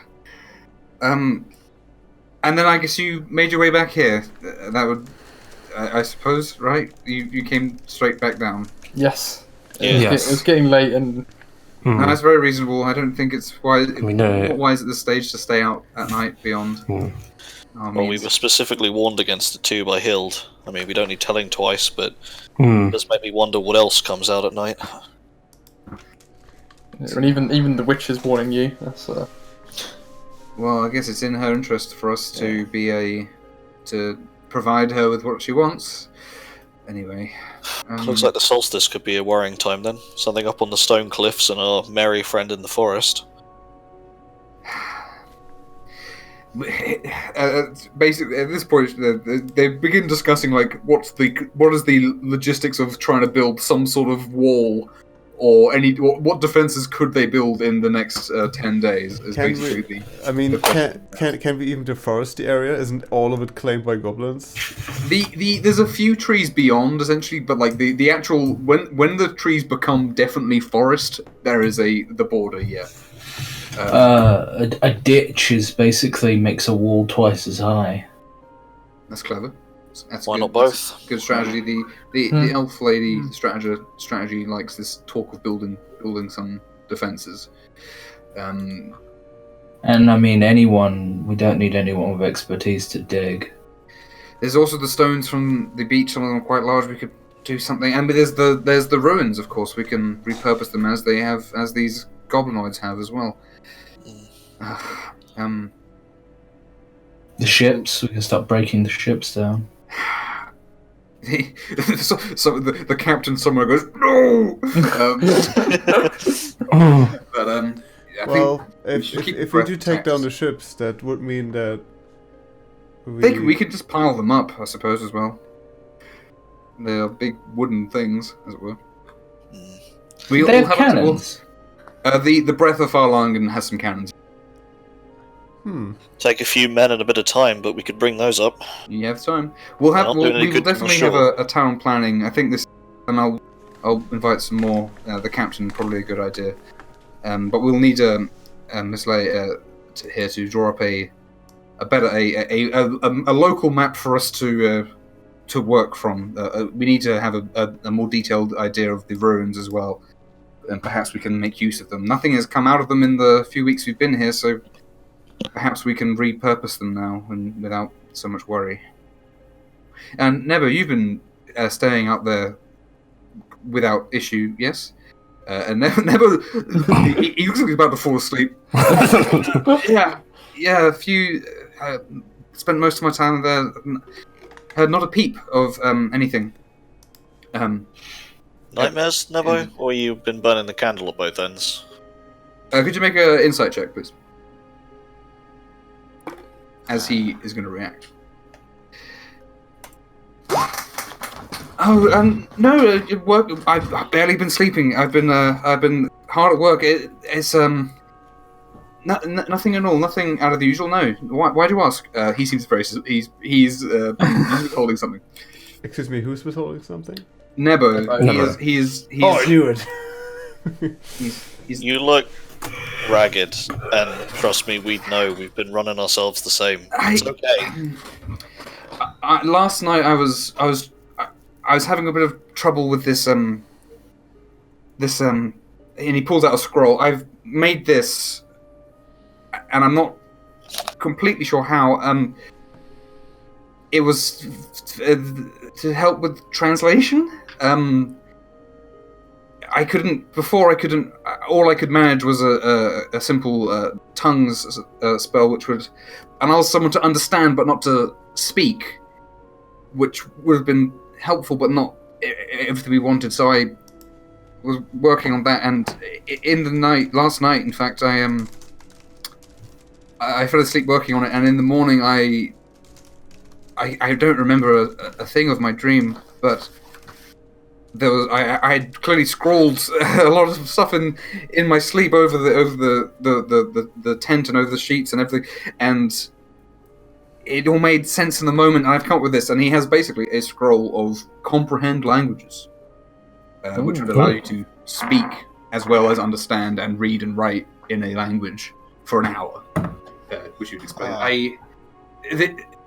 As I say, I'm not completely sure how I did this. A flash of inspiration, let's call it, I suppose. Sure. Well, yeah, as far as you talk with that insight, by the way, he seems to be telling the truth. Sure. Well, you're our arcane expert here for the most part. Don't, put yourself out too much. If you need rest, take rest.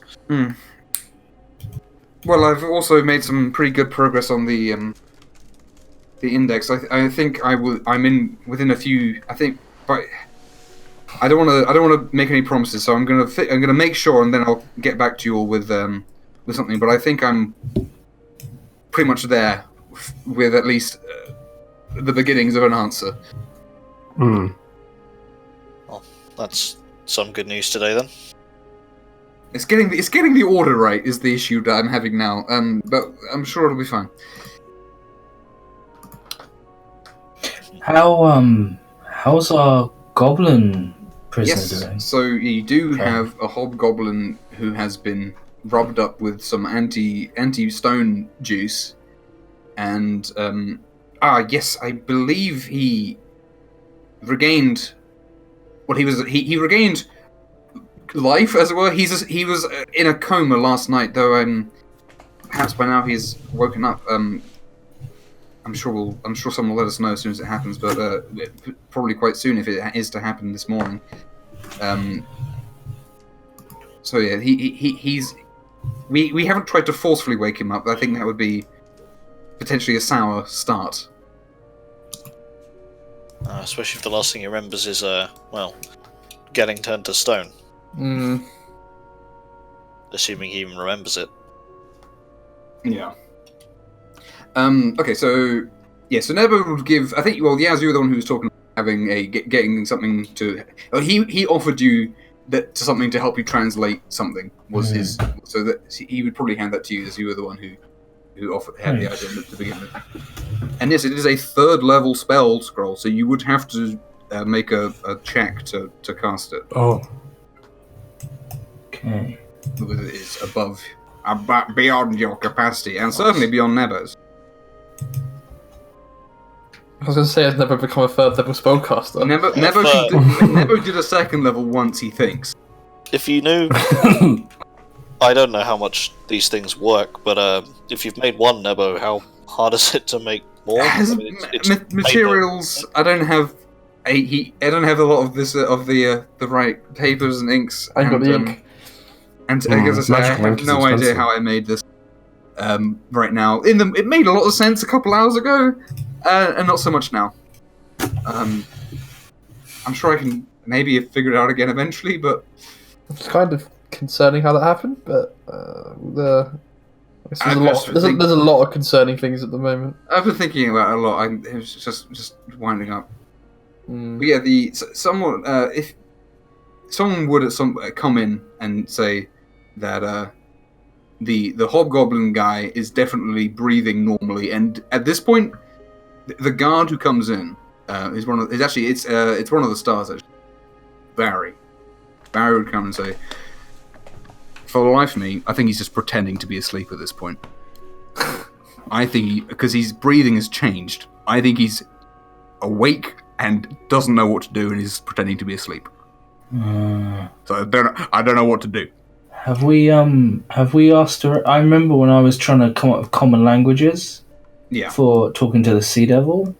Yeah. I tried to go around talking to people. Did we find anyone who speaks Goblin? No one would speak Goblin, and you've already found that none of the gnomes or anything. The Goblin language is like a different from the one that would be familiar.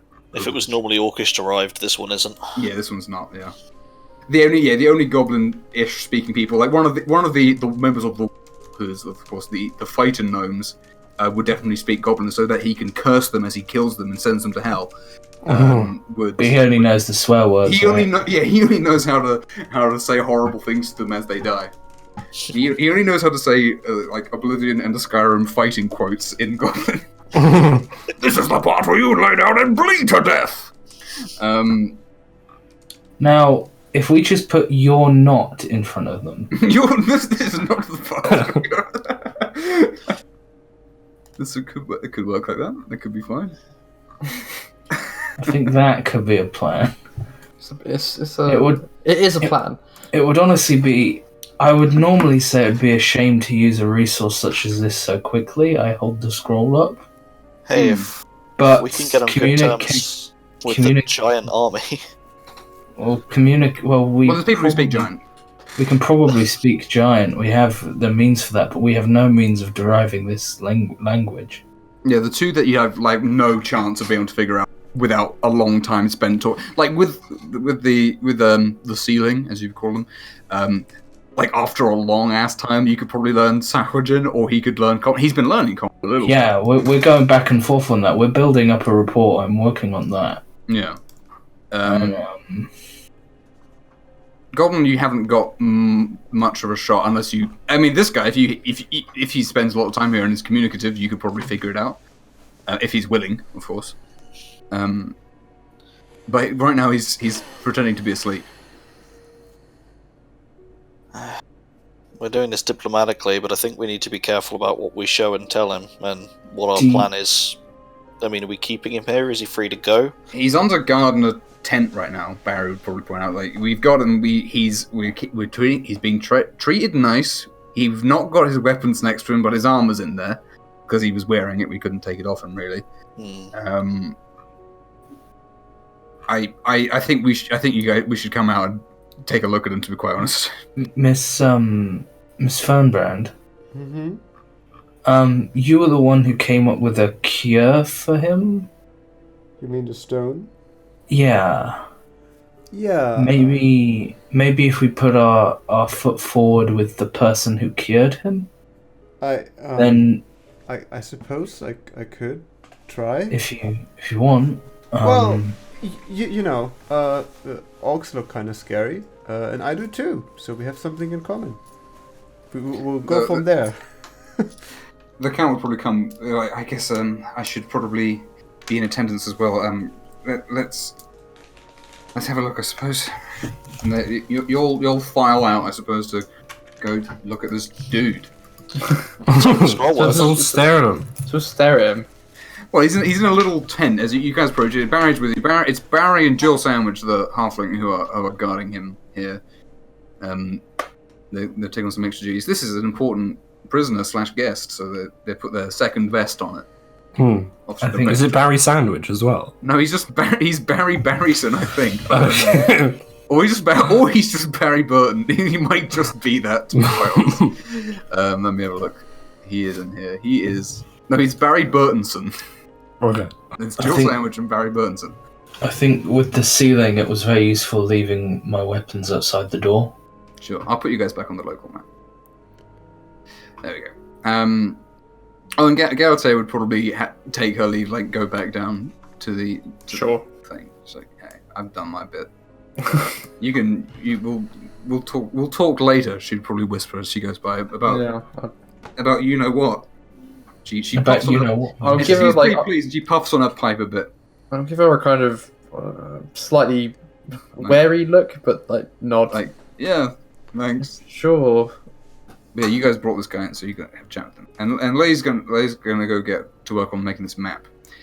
And these two are gonna argue about whether or not it's a good idea to how town planning arguments already going on. But these two are gonna come with you guys. Nebo's fallen asleep at the table for now. Okay, so you guys come across the tent, and you guys can peek in as he's lying down. He's facing towards you guys, and you can kind of tell like he's got his eyes all like screwed up, closed, and there's like no one sleeps like that. He's overacting it. He's 100% overacting it. I'll in fact get the picture of him out because he does have a picture. All right, Barry, I think you've got a point. Here, no, wrong subfolder. Sleeping. yeah, he's literally going like, and here it is. He looks very young. He's kind of slight in his armor as well, and he's got a weird front top knot and like a long braid behind him. So. Oh, nice. And a gold earring. So I suppose what do we want to ask him? Is he pretending to be asleep still? Yeah, he's currently. But the more you guys are like hanging around near him and talking to each other, the more obvious it is that he's like not asleep, and he's like he's not even pretending to snore now. He's just sort of curled up and got his eyes closed. Yeah. When we started speaking, did he turn his head in our direction? Yeah, like it is so pathetic, his attempts to pretend to be asleep. Well, I think we should maybe try and talk with him and find out about their people, and potentially one of the things we talked about was offering an ability to cure the petrification. And you're the expert on depetrification, so maybe explaining to him what happened and how you cured it, and that you cured him briefly. Oh, I've got a great idea. I'll need just 10 minutes, and Fernbrand rushes out to make some tea. Ah, there we go. That's good. That's good. He's probably starving. If we tried speaking to this guy in Orcish, he might. I don't know if he understands that or not. Barry says, I get a diplomatic community. I've not prodded him. I think if we prod him, then his cover's gonna be completely blown. But yeah, gonna leave that to you guys. That's fair enough. It might be worth asking when. Well, I suppose he has no sense of time, but if that was a recent scouting party, our town may already be known to him than known to them. But if he could have been turned to stone before we even landed. I think we should try and ascertain some simple things about who he is, where he's from, and try and not be threatening about it because of suddenly being in a foreign building surrounded by foreign people It's not going to be. and then pleasant being experience, asked where you live Yeah. would probably not bestoke the best response we want. Well, then, if asking him if he knows who we are, Just ask him how he's feeling. Exactly. I think we should be nothing but reproachable and tell him exactly what happened and hint at how we fixed it. So we found him. Yeah, I mean, we did a good deed here. We don't need to. Balin, you asked a question that I'm interested in. Could you make an insight check regarding his position, as it were? okay. And like who he is, as it were. Okay, so you saw from a distance, you saw some other of the hobgoblins. This one, like, you didn't notice any jewelry on any of them. Obviously, they were fully armored, so they might have had stuff under their helmets. But you could see their ears exposed, and this one, none of them. You didn't notice any like quite noticeable gold stuff going on. And the ones that had, you could see that a lot of them had like quite long hair, but it wasn't like done up nice. It was pretty loose and like hack and slash, just cut so it's not in the way of the front. So this guy's it's a bit fancier, as it were. Right. Which could imply that he is himself, but he's very young as well, so it's like, We do know he might just be dressing cool to attract the ladies. Hild mentioned a prince. It makes me wonder if they have a kind of royalty, but He could be a lord. He was a traveller. He was outside their territory. he stands out. He's of note, if nothing else. He's not just a common soldier. So hopefully he'll know something. Maybe, There you go. maybe he's a merchant. Tea time. Bring some tea. Maybe he's a potion seller. I want to roll for herbalism? Roll herbalism to make good tea. We'll see how it goes. I wasn't going to ask, but Oh, heck yeah, it's good enough. It's above average. As you bring the tea, it smells That's pretty better good. than most. And you can see that he even goes, Got him. I guess would you enter the tent? It's quite small, basically everyone can like see Yeah. what's going on. I think, I mean, We're Scooby-Dooing around the corner for We this have an hour to talk to the guy, so I guess we can just kind of go. Are you guys going to use the scroll? Are we? We'll test first, see how he's acting with us and things, and then we'll decide to use it. If he immediately reaches for it, breaks the teacup, and tries to use it as a shiv, then maybe You would do that? Fernbrand looks very scared now. I'm not. No, you guys are not wearing your armor. Probably not. Probably not. It's fine. I'm wearing my breastplate thing. It's under my clothing. Have you guys not seen Riddick? yeah. Or Born. He's gonna grab a tea towel and use it as a garage. I mean, even more dangerous than all of those. Jackie Chan. Jackie Chan. But Is there a ladder nearby? But Jackie Chan. Is he holding a baby? Jackie Chan he takes as much damage as he deals. So so it depends on his health. But he can take infinite damage. We all know that Jackie Chan grows more powerful the less limbs he has access to. Exactly. The more injuries, the better. Okay, so you enter as you enter the tent, and you bring the tea with you. He kind of Can I get like a stone and a little doll? Just sure, that some makes kind sense. of doll. Yeah, you can get stuff to go when you're brewing the tea. Yeah. Okay. But as you approach, he fails completely to hide that he's asleep, and he actually rolls away into the corner, and he sits up onto his knees, and he's got like his hands on his hips on his knees, and he's looking at you, and then he looks away like he's doing in this picture, and he's just looking away from you. Oh, okay. Oh. How much tea have you made? I've You made that for everyone? no. Yeah, have you made enough for everyone? Sorry, I bought So 2 cups rude. and I had to be quick about it. Oh, what do we do with a cuppa right now? Oh, you guys all get tea, and then this was. Oh, it smells everywhere. I've got 2 Let's cups. just go. Melvin will do a Can I'm gonna like control smell water the tea, just throttle him with the- it. Nice. I'm gonna I'm smell going to the use tea control and water like to suck all the tea out the spout. and make lots of like pleasant like this kind of sound. You're trying to go yum to make the tea sound better. Is that what you're doing? Yeah. Okay, yes, you can do that. Make a performance check. Trying to make the tea Oh, more yeah. appealing. Yummy tea. Oh, please fail miserably. I mean, Oh, I mean, you certainly do go yum, and it's fine. You sound pretty convincing. yeah. As this laughter is unique to everything, so is... Oh, that's a fair point, actually. Are you standing, looking at... Can he see... Yeah, if he's, stood up and sort of look away. Yeah. Okay. He thinks that's pretty funny. He kind of smirks for a second, but then he re-solidifies his face into a grimace and looks away even harder. Oh, no. He's a goofball. We can break him. Now that you got a better look at him, this guy looks like, again, goblins and, for example, orcs age a bit quicker, they mature quite quickly. Yeah. So if goblins and hobgoblins are similar, this guy could be anywhere between 10 and 15 pretty easily. Just a child. He's got facial hair, but they mature quick. Not a soldier. He does seem to be trying to hold his composure. Well, I commend his training. It's pretty good. I wave to get his attention, and he definitely notices you doing it, but I just sit down, 3 feet, respectful. I don't know what's a good distance. That's fine. 3 feet sounds fine. In his reach. Oh, any moment. Hellish rebuke. That's alright. I'll go. And then I'll put down the tea. What's that? Not a kettle, but what? Teapot. Yeah, that's the word. Yeah. Teapot. The kettle. Put in the middle, and I pour 2.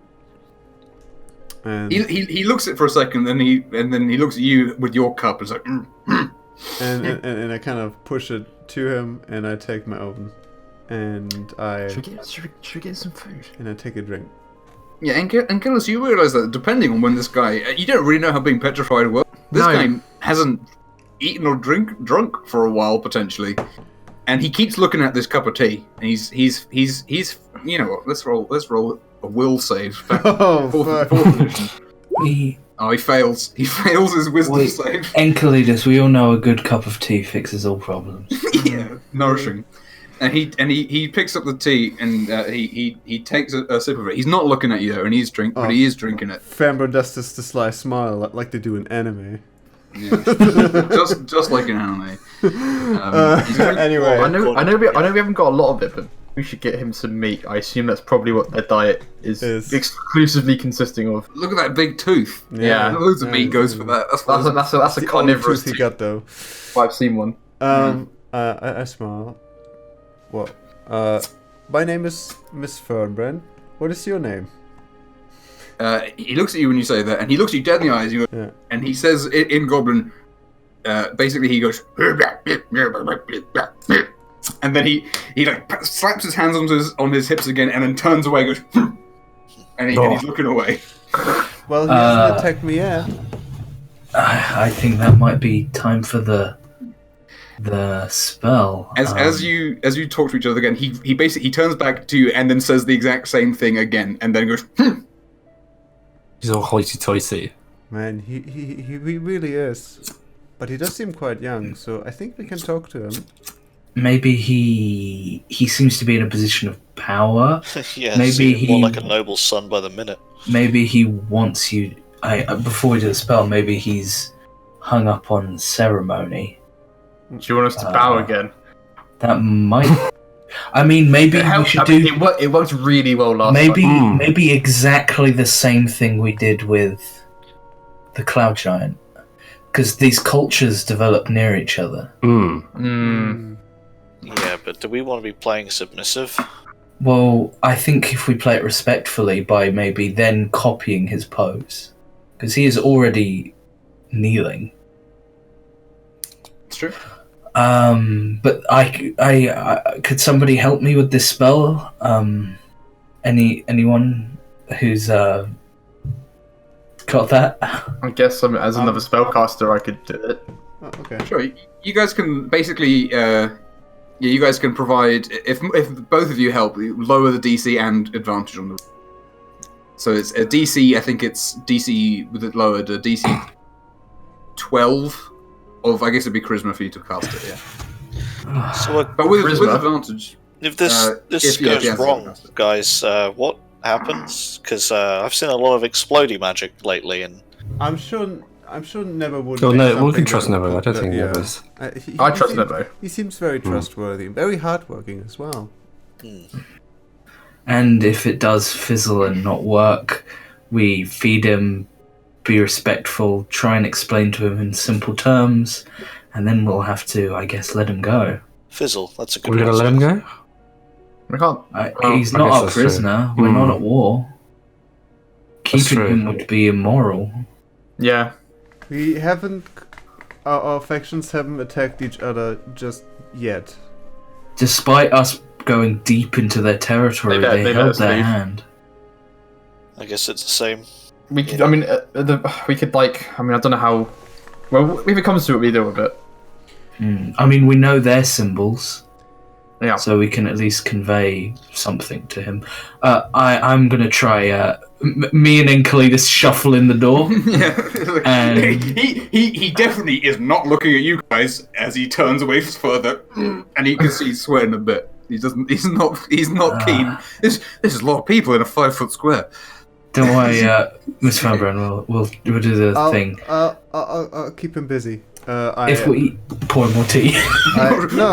I'll wave again to get his attention, Yeah, he's turned away, but his eyes are looking. and I get a little stone, and I'll put it on the ground, and then I'll point at him, and then I'm gonna pour some of my tea onto the stone, and then I switch out the stone with the little doll.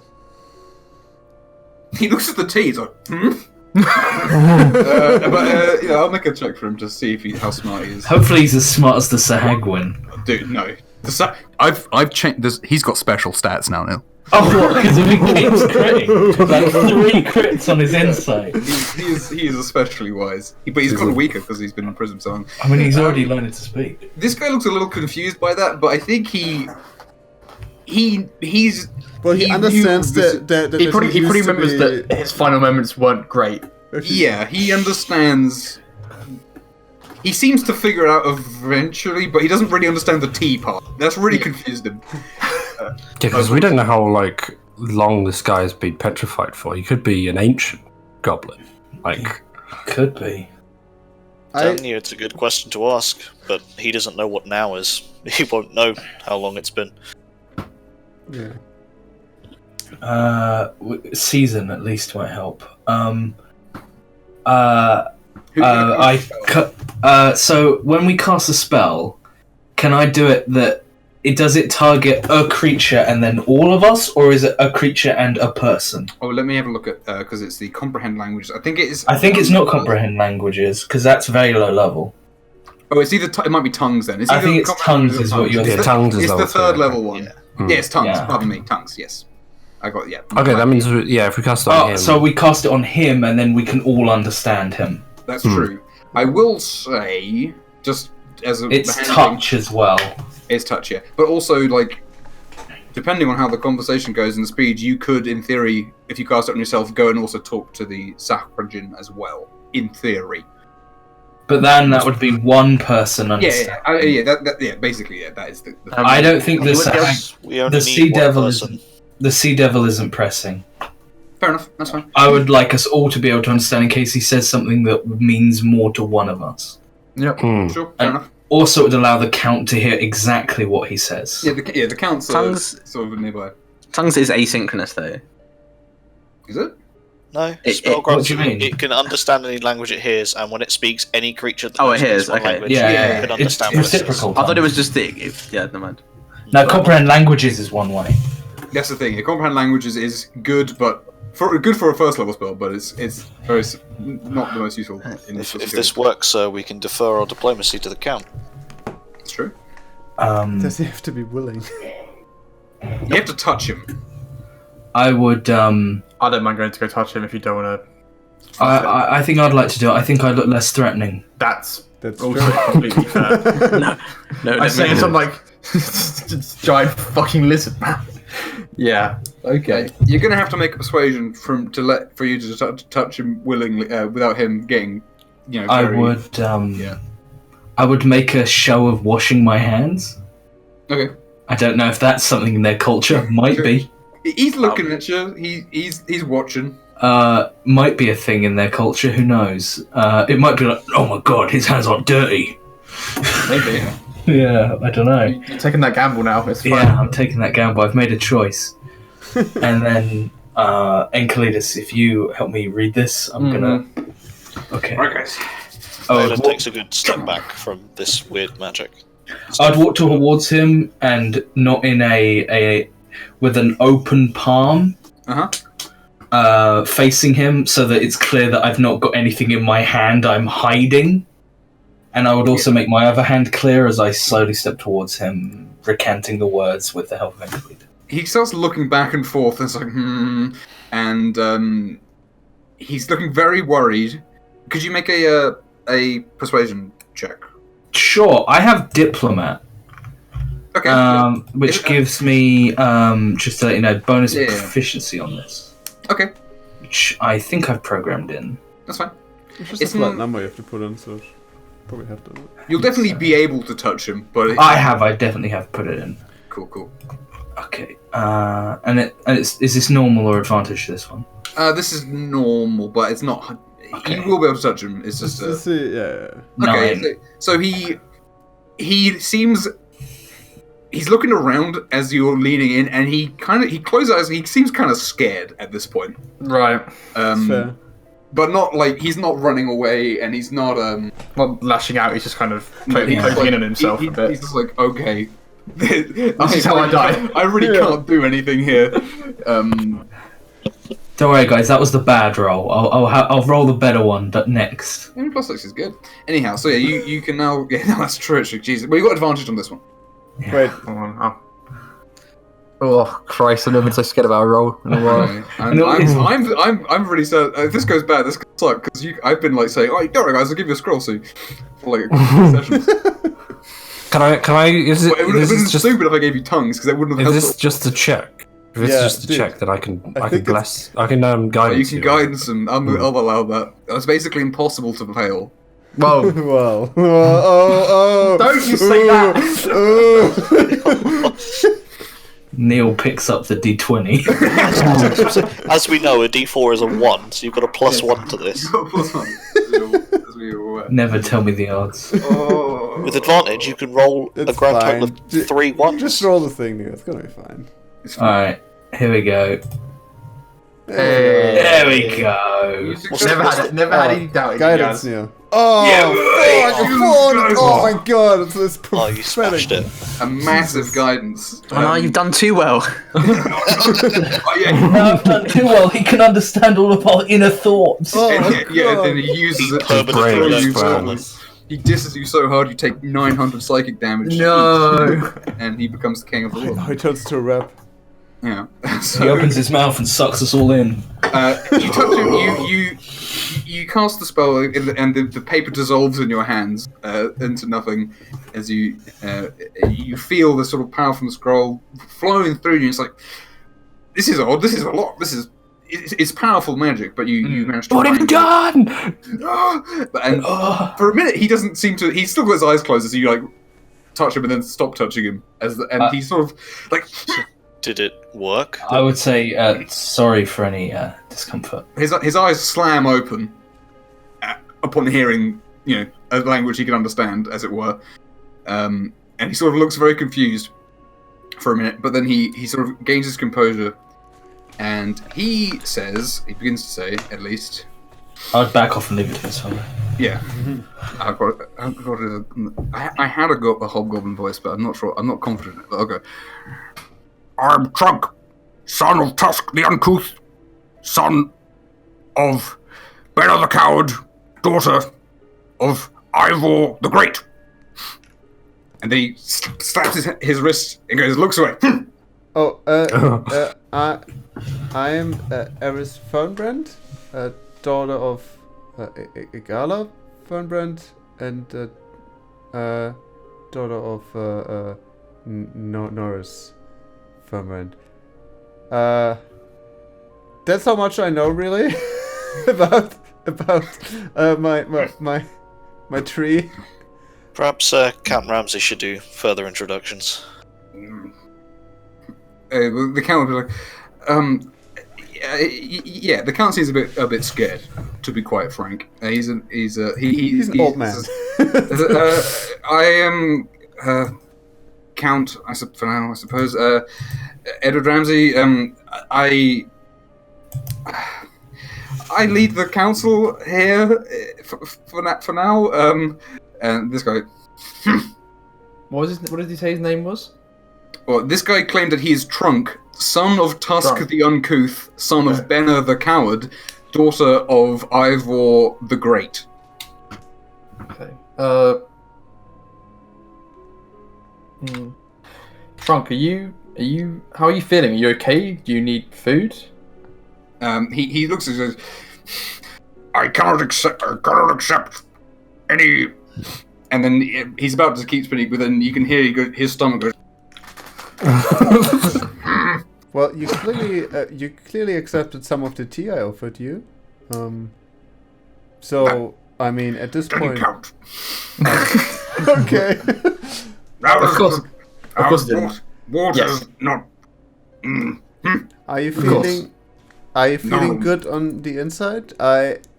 I'm the one who cured your stone illness. He sighs, and he turns to you. Probably says, "Thank you," and he bows. I bow back and you're welcome. Where are my weapons? To clarify, my friend, she saved your life. It's fine. Your weapons are stored, ready to be given back to you. We just didn't know how you would react when you wake up, because our people haven't gotten off a good foot, because we're new here, and something seems to cross his mind. How long have you been here? Like a month. What was the sun and the moon? What was the sun moon like when you last saw it?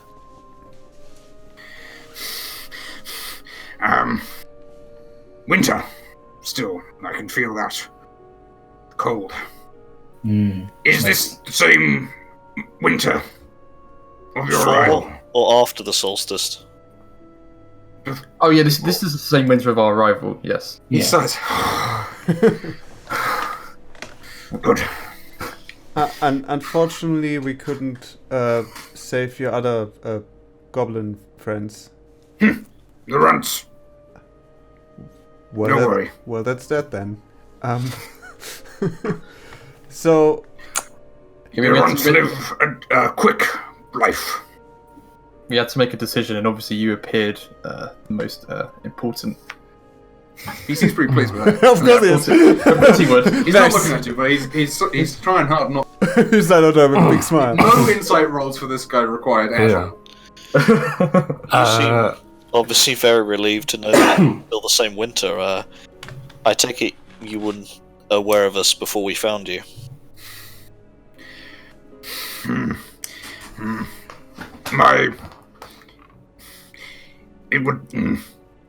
My father would be irritated if I was gone too long. Well, I see. You've got a curfew then.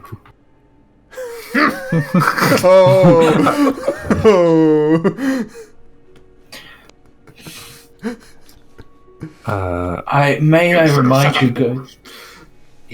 you guys, we are playing diplomats here. Yeah. Yeah. A bit of decorum, please. As I was saying, our intentions are good, and we want to show our hospitality by offering you some food, because you clearly do seem malnourished, and it's fine. I'm something of a doctor, so I can tell you must be very hungry. The Count would also interject. You are not our prisoner. You are our guest. We would do no insult by trying to poison you or anything of the sort. And the Tusk here sort of looks at him and says, "You are in charge. Yes, in a way. Yes. Then, fine. Thank you. So yeah, the count would probably say, "Okay, get this guy something to eat." Yeah. Have we got any of the meat left? Because I feel like that's definitely. Do you have Does any? he- Do you have Give any us our best preferences? meat. Does he look the count in the eyes?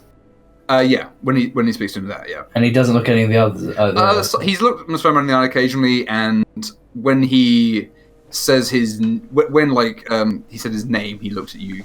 Okay. But basically, his default is to look away and be grumpy. When he's addressing someone specifically, he looks. But yeah, get him some food. The count is pretty quick to get him some a lot of the meat has been preserved, so it's salted and cured meat. So he get a hold of that and he eats that, and he seems pretty pleased with that. He again starts eating it sort of not gingerly, but he's taking smaller. He ends up getting big old bites of that going, and he's pretty pleased to be eating that. A bit of a random question, but is salt something we're gonna have to worry about in the future? You're next to the beach. There's loads of salt. That's true. But for now, you can distill sea salt. yeah, you guys have the technology Salt water, to get. As You long guys as have the we have technology. fuel. Yeah, and there's you can burn stuff. Say, we are new to this land, and it's very strange to us with all its customs and people. We would be very happy if you were willing to explain to us your home, because all of us, we do intend to live. Live to stay here. We do intend to stay here. We have nowhere to go, but we do not mean to drive out your people or anyone else. Only, live side by side and have maybe trade. As you noticed, we have trouble understanding you. What we did to you right now was very costly for us. We can't do that any other day. So it would be really good if you'd be willing to talk, because we don't want our people and your people to come into conflict just because we can't understand each other well. Yeah. Are we at war yet? No. Currently, no blood has been shed. No, and no intention at all. There may be a bit of a misunderstanding, but You will know. You will know when you're at war. Yeah. That is good then. How? We've walked. Declaration. Wow. We've walked the edge of your territory without incident. The Escorted. So war queen, Benna. She acting slow. We needed language difficulty. She was making deal with the Redwood Witch for the gift of Gab. Hild. Gift of dab. Gab voice. Oh, Yeah. okay. So your war queen was speaking to the witch for a means to communicate with us, as we have with you now. It would be war without declaration would be dishonorable. Oh, they're finding a way they'll figure out how to declare war to us, Oh, that's great. basically. Why do you feel that's necessary? War? Exactly. He looks very confused. War is how we test. We will.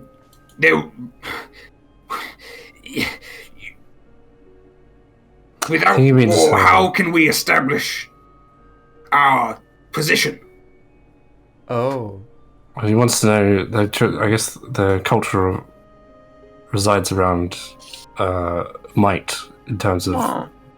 Well, we can provide other things than just. We will take them.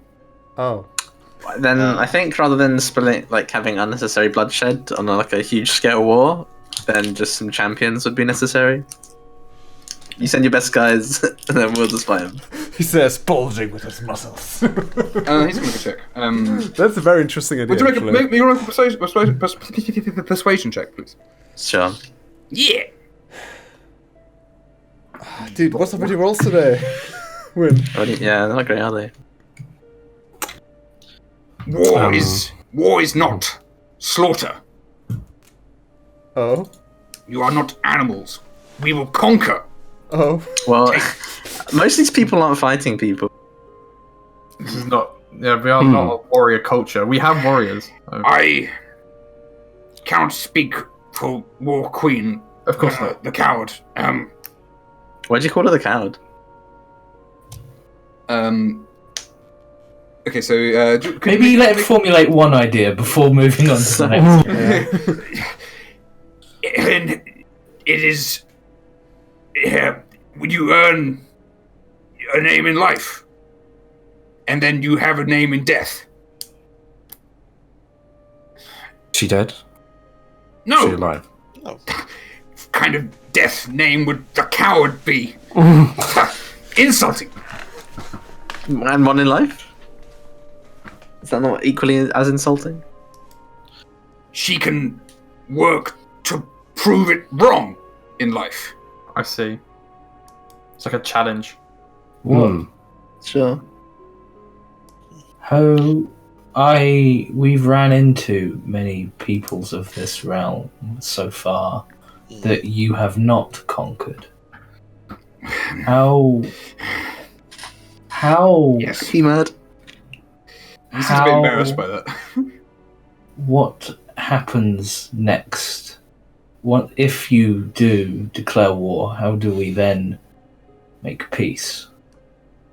Once we have beaten you in fair war, you will be part of the Mammoth clan territory.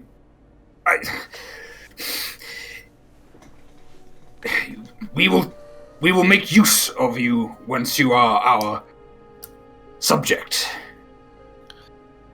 And That if is you our lose way. this war,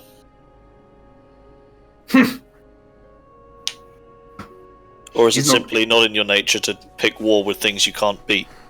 He looks very annoyed by this statement. I will not make terms for my grandmother. What if She we will don't meet fight? you. She will come, and soon. That's worrying. Though, if the moon is yet full, not yet full, it may have to wait till the new sun. For the merry man in the woods, He kind of freezes for a second. our good friend.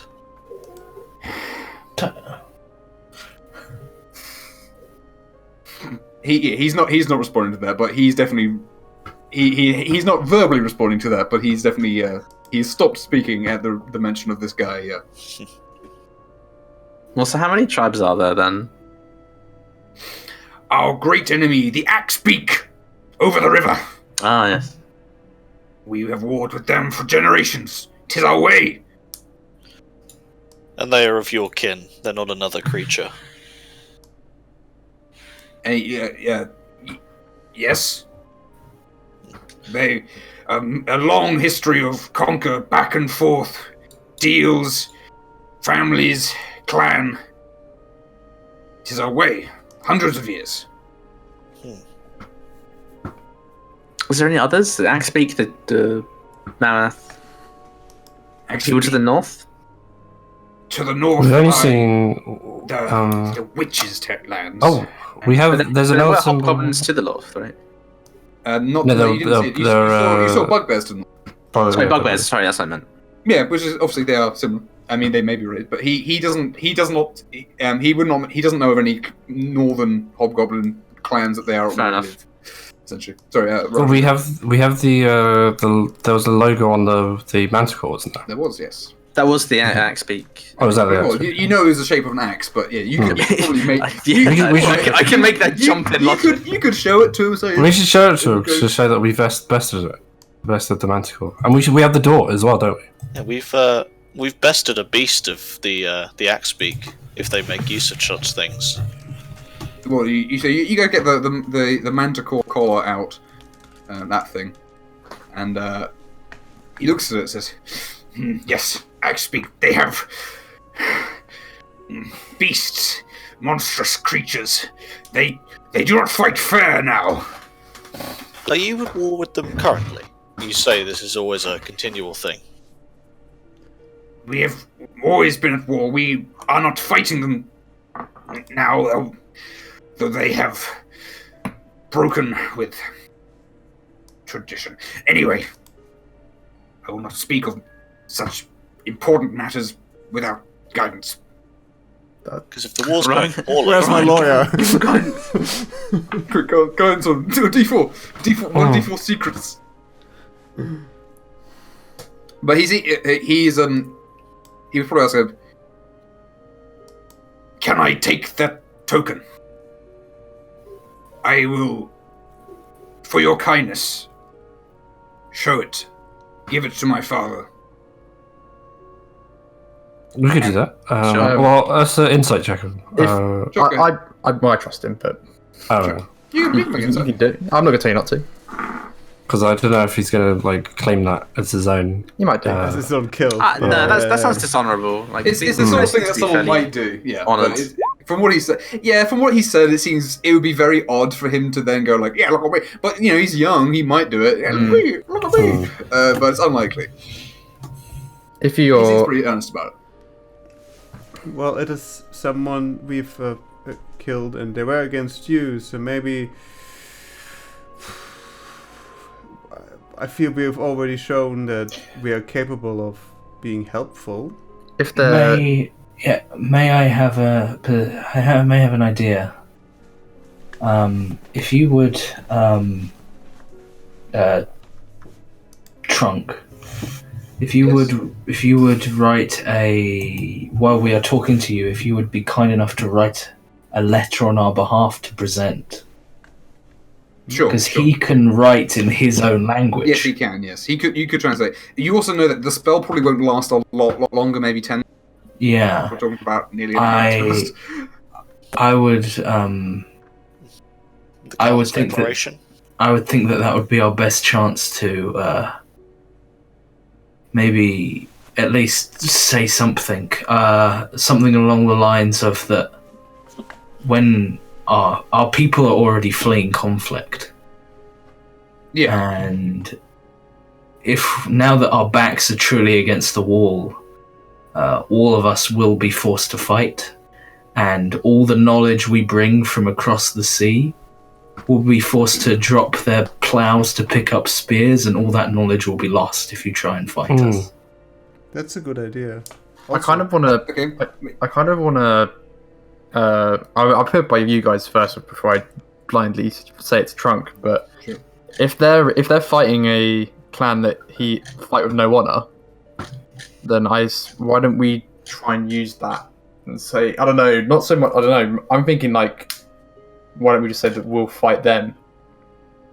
That's certainly not a bad idea. That's what Because I'm they're further away and we can go and deal with them at a point because we're player characters. What?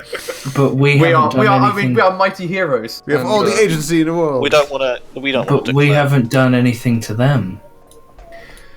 Well, he writes down what you I'm said. not thinking with morals here. I'm thinking tactical. Sure. He writes down what you said, but again, he'd reiterate that We will not make waste of resources. War is not slaughter. War is ritual. Blood spilt on both sides. Ties are stronger. No, I'm fine with fighting. I just don't want anyone. I just don't want collateral damage here. No, before we haven't built any of our defenses yet, have we? no, you have not. Yeah. Before He's implied that war won't happen until after the new year, so you got at least 10 days to do whatever. before we go, before we can no longer speak with him, or at least even after, would you like a tour of our town to see the people that you were forced to become warriors? he would think for a second. Yes, that would be. He thinks he mutters to himself.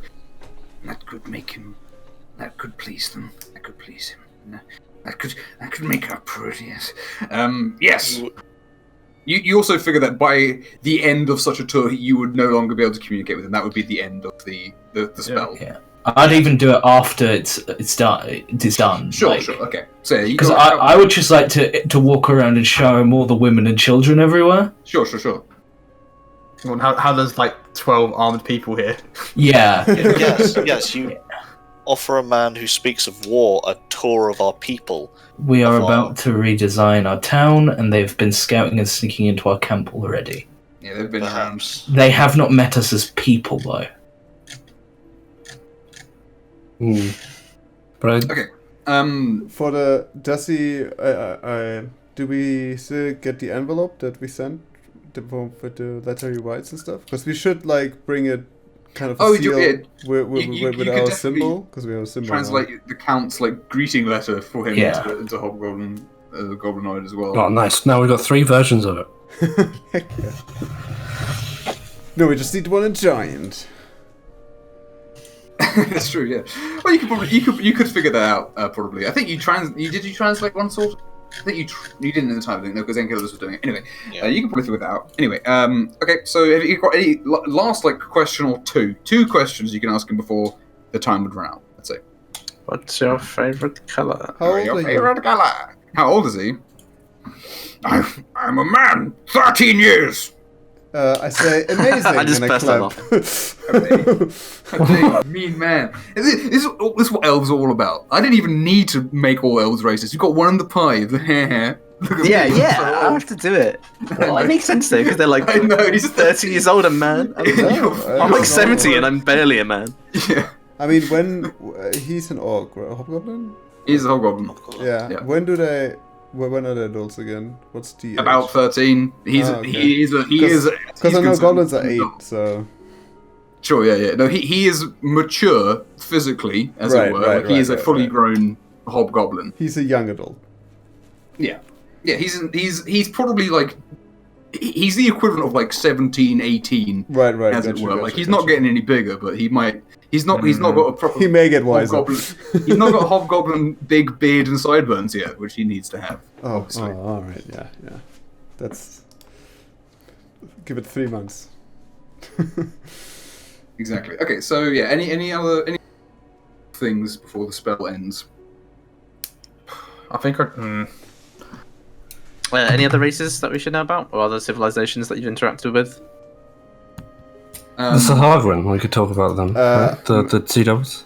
Yeah, I would like to know who their subjects are, because they keep talking about and then you're gonna have subjects, and it's a ritual, and it's a thing we do. But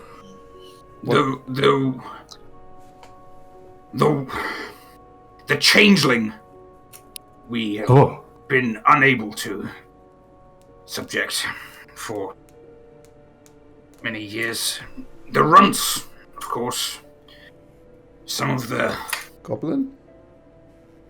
Yeah, the runts, the goblins. Yeah, that's what he referred to earlier as the runts as goblins. We have a legion of them. So there's changelings. What do these changelings look like? Change. I know that's a silly question. I look at Orion like the sideways. I know that's a silly question. I have not seen him. Or maybe you have. Father has forbidden me from approaching. One or plural? His glade. There is only one. Oh. One is plenty. I imagine that's probably Mary May. They're probably preparing for the moon as we speak. So the glaive? The glade, which is it's Mary May, man who changes, a changeling. Yeah. Sorry, Is that because he meant? He reacted differently to the merry man earlier. Does he mean the same person or? He didn't like it being brought up out of nowhere. Okay. And then you were like my best friend as well. You were like, that was friend. He was like, but he's never seen the guy, and he's not allowed to go near him. I imagine. But yeah, and I'd ask him how often does he venture outside of your nation's boundaries? Can you make a persuasion check, please? Yeah. So that's what I'm trying to do. No! Trying to fail it. I'm so sorry. Oh, I got an answer and everything. Oh boy. He seems, by the question, you basically are like, how often did you go across your borders then? Yeah? How often did you do that? And he seems very embarrassed by the question. He doesn't want to answer that, essentially.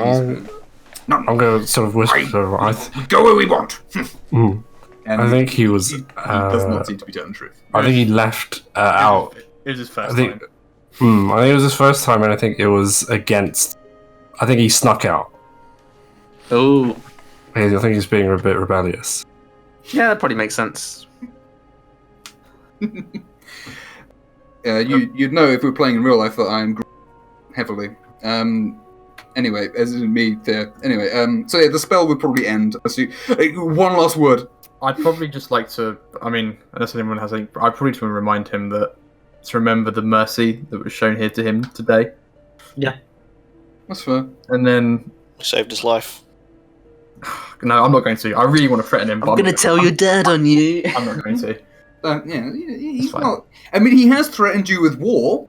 Yeah. Yeah, but the way he describes war is different. Yeah. So yeah, didn't feel personal. Jans would know. Like incoming, the spell is ending in 10, 9, 8, 7 is a war. And he kind of realizes, oh, I can't understand you guys anymore. It's like, well, before everything, he kind of mutters something to himself as well in Goblin. Goes down. I would just like to say, well, thanks for hearing us out, and I hope we can come to agreement without too much bloodshed. I guess it's like, what else does it say? He pockets the letter in a fold of clothes. And I guess we can back his weapons, of course, because it's. Well, we can. Well, at the end. If you do, like Barry would have the weapons outside essentially. Yeah. I don't think he's going to draw them. No, he knows he's outnumbered anyway. War hasn't been declared. Yeah, that's the thing. If it had, you'd be dead. Oh God! He wouldn't even need a weapon. Fucking get up. He's got a cup of tea. Break my neck. Yeah. But he sort of like he dresses fully. He has his helmet under an arm, and he's sort of expecting like, okay, like you're gonna show me around, I suppose. Yeah, I'd like to show him around. Okay. I'd like to with the rest of you guys, I'd like to just take him around, kind of like where the people kind of do their professions and stuff, and I would like to find probably like any halfling running around. that works. And I would have him stop before the halfling. Yeah. And I would summon my sword. Okay. And I would offer the help for the halfling to hold to watch it fall to the ground in their hands. You find one of the children of Melvin Chef, the halfling chef. Yeah. You know these guys. You've been nice to them. Mother cops, don't give my. He holds this like it's like he's holding it like sideways, like a paddle, like. And it falls to the ground immediately. What do I do? And I would just look our hobgoblin friend dead in the eyes. He sort of points at the halfling, and he'd be like, he'd say something very short and like, and which does tongues mean you actually hear as a different language, or does you understand it? I wonder. The target speaks, any creature understands it. Yeah. So, but you think he's probably saying something along the lines of runt or weak or something lame. Yeah. But he's paying a lot of attention around. He's looking around hard at stuff, and everyone who sees him, which is quite a few people, most people will probably see him. There's not a lot to do indoors. There's no quarantine for them, but he's holding himself like upright. He looks. His armor's like well made, and he's got like his hair done and stuff. He doesn't look like a savage barbarian any more than any other person with pointy ears and big teeth does. Some people are like, most people aren't like scared because again, you guys are with him and stuff. It looks sort of quite amicable from a distance, certainly. So it's like, okay. Well, it is amicable in a way. Well, of course, yeah. But it's like, this is a good introduction to the local people about him. Like they're not going. It's not like outward panic or revulsion or. No, yeah, and next and time they will he's- know there are no threats, or they will get stabbed immediately. Oh, that's We're true. also not going to be surprised by seeing a hobgoblin. It's true. That's true.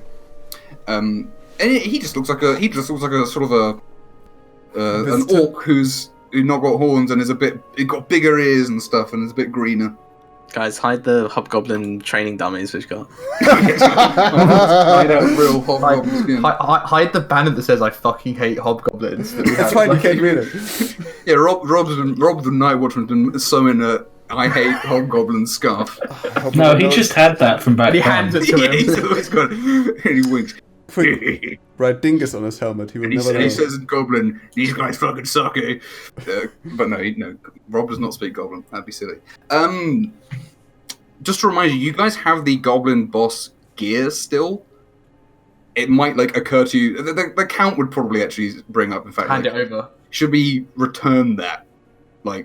We don't really have a use for it. We don't really have a use for it. Yeah. I think there are Shows our good Smith faith. people already looked Yeah. at the stuff and they were like, "Oh, Yeah. it's very interesting." But you They know, concluded it was we've well made. shown and them all our made. defences and every living soul here. We have Let's no give some gear defences, back. We and have they no already knew defences. how many souls were here, Balin. Mhm. They've been here. They've walked among us, Balin.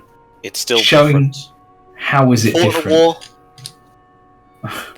No, because I I hope haven't. for all our sakes one doesn't come here. if anything, it's fine that he Balin, sees the place. Why do you think we left, Balin? Don't want to get Yeah. bored. If anything, he's gonna see it's a defenseless place, and if they still decide to attack, we will do what we can to prepare, and they will. not- Again, I don't think they're This going is to better than doing nothing. Besides, even if he sees a gun, he won't know what it is. That's They'll fair. send us a message and then they'll.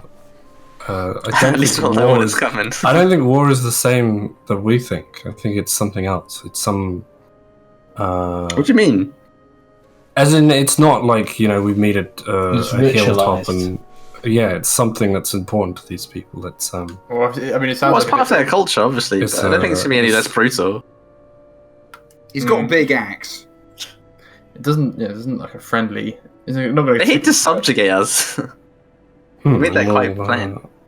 Isn't that what our wars do? Yeah. Definitely is. Okay, so you show him around again. He's not going into people's houses. He's not got a notebook either.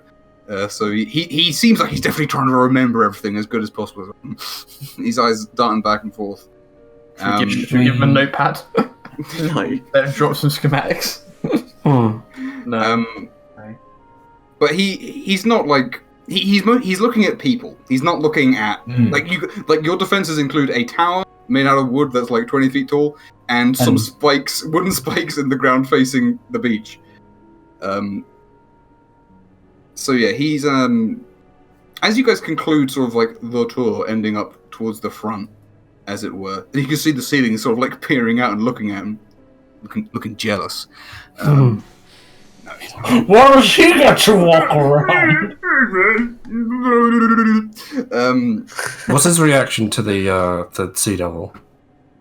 He sort of looks. He looks at it in the hole, and he looks a bit.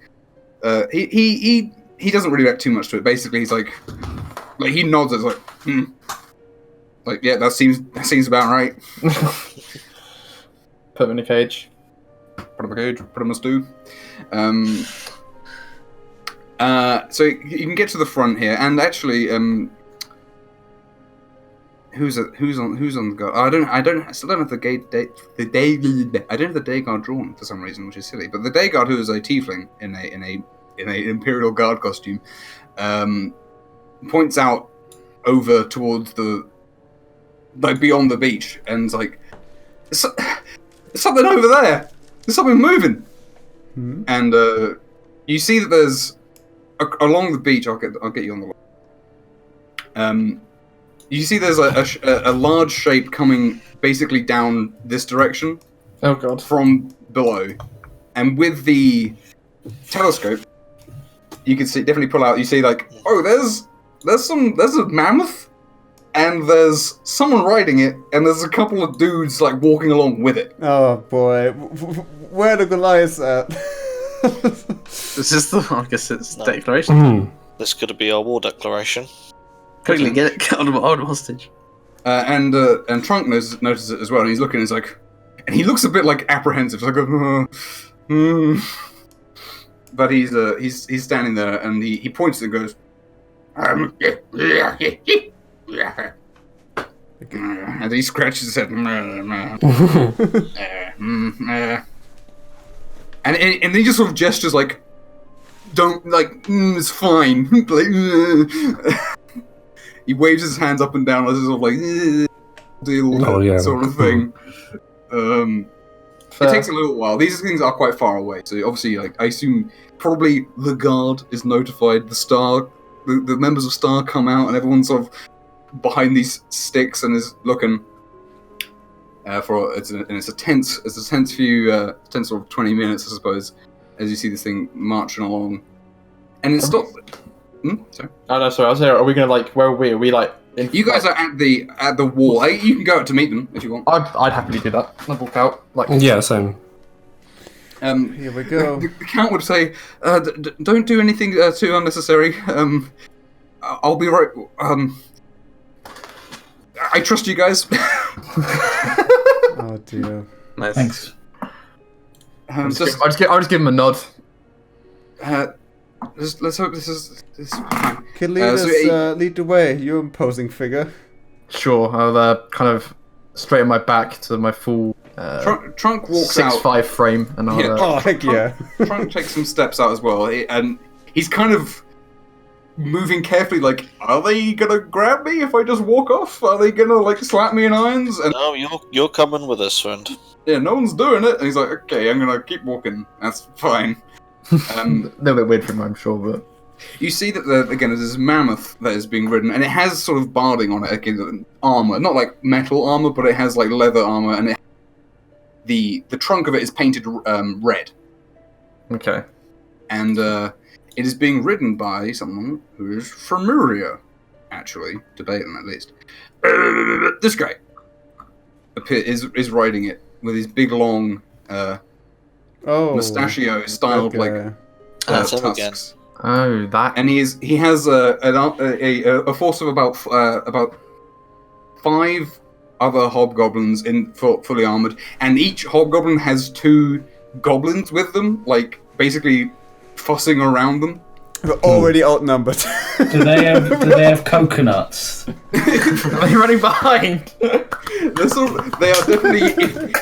Yes, you're familiar with knights to a certain degree. They are definitely retainers, if anyone is. Yeah. But the hobgoblin on top is he's not holding his greatsword. He's actually got he's holding above his head. He's got a scroll, a wrapped up scroll of a sort, and he sees that you guys approaching. Where he's staring at you, he's glowering, he's grumpy, and then a kind of look of realization comes across his face for a second as he sees Trunk approaching, and let me just make him roll. Point. Oh! Crunk crit! No, that was this guy, Chris, and he stands up on top of the mouth and he shouts, and he seems very cheerful and he's very happy for a second, and he sort of stamps a bit on the mammoth and it sort of speeds up and he goes towards it, and Trunk says, and then he jumps off the mammoth as he gets close, and he karate chops basically the Trunk on the head quite hard. That's very anime. And they sort of argue for a bit. I guess this guy's Tusk, I presume. But this guy pats him on the back quite hard and kind of knocking Trunk forwards a little bit, and then he spits and he walks towards the guy with this scroll, and he goes, he says, he kind of like has a distant look in his eyes for a second. He's always scowling at this point. When he's looking at you guys, he's like, declaration. Enceladus? Yes. Pretend you don't understand him. Yeah, I'll just look at him blankly and then just like offer a shrug. Good tactic. Reason. And he I offer him a water skin. he seems to have given up trying to say what he's been memorizing. And do you let him get? He's walking up with this note essentially. I mean, I'm not gonna A gust of wind it towards the ocean. What do you mean? Do you do that? Yeah. Okay, sure. Is that a roll for that? He's holding it. We know exactly what it is. I'm not going to allow war. Does it have any rolls associated with? No, it's he's holding it. Yeah, well, so gust of wind is a I'll make him make check, a check to hold on to it. yeah. I mean, the odds are good he won't even know you cast a spell. To be quite frank. Well, I'm standing in front of him, hopefully. So yeah, he's paying attention to the shiny gold lizard man. he's just Quick. sometimes being conspicuous. Breathe fire in the air. Okay, so yeah, he'll make a check to hold on. This wouldn't be a super hard check, but he might fuck up. Oh, Jesus Christ! Okay, so you. Nice. He's just trudging along now. He's had the wind thing out of sails a little bit because he got very flustered by the return of this young lad, and now he's like, oh shit, I'm not on the mouth anymore. I screwed up talking. God damn it. He does let go of it, and he immediately goes and he bites his fingers like. And he shouts and points at it, and like all the goblins run after it. just keep carrying on. I'll just try to give him like a really like quizzical look, like what do you want? He seems quite angry, not like Adjust the world kind of thing. just frustrated. Yeah. Tusk seems to think this is pretty funny. He's certainly more on the I've just been humiliated a little bit, so that's what you get. They do manage. The guns do. Well, does Gustafin have like a speed associated with it and stuff? I'll read it. Yeah, just because like if it's like if it gets 10 feet away, I'll cast levitate and float it up and directly into the sky.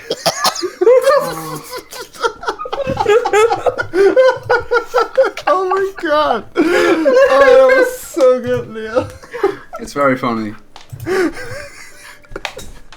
20 foot around for 10 minutes, directly up. 10 minutes. I mean, it goes up.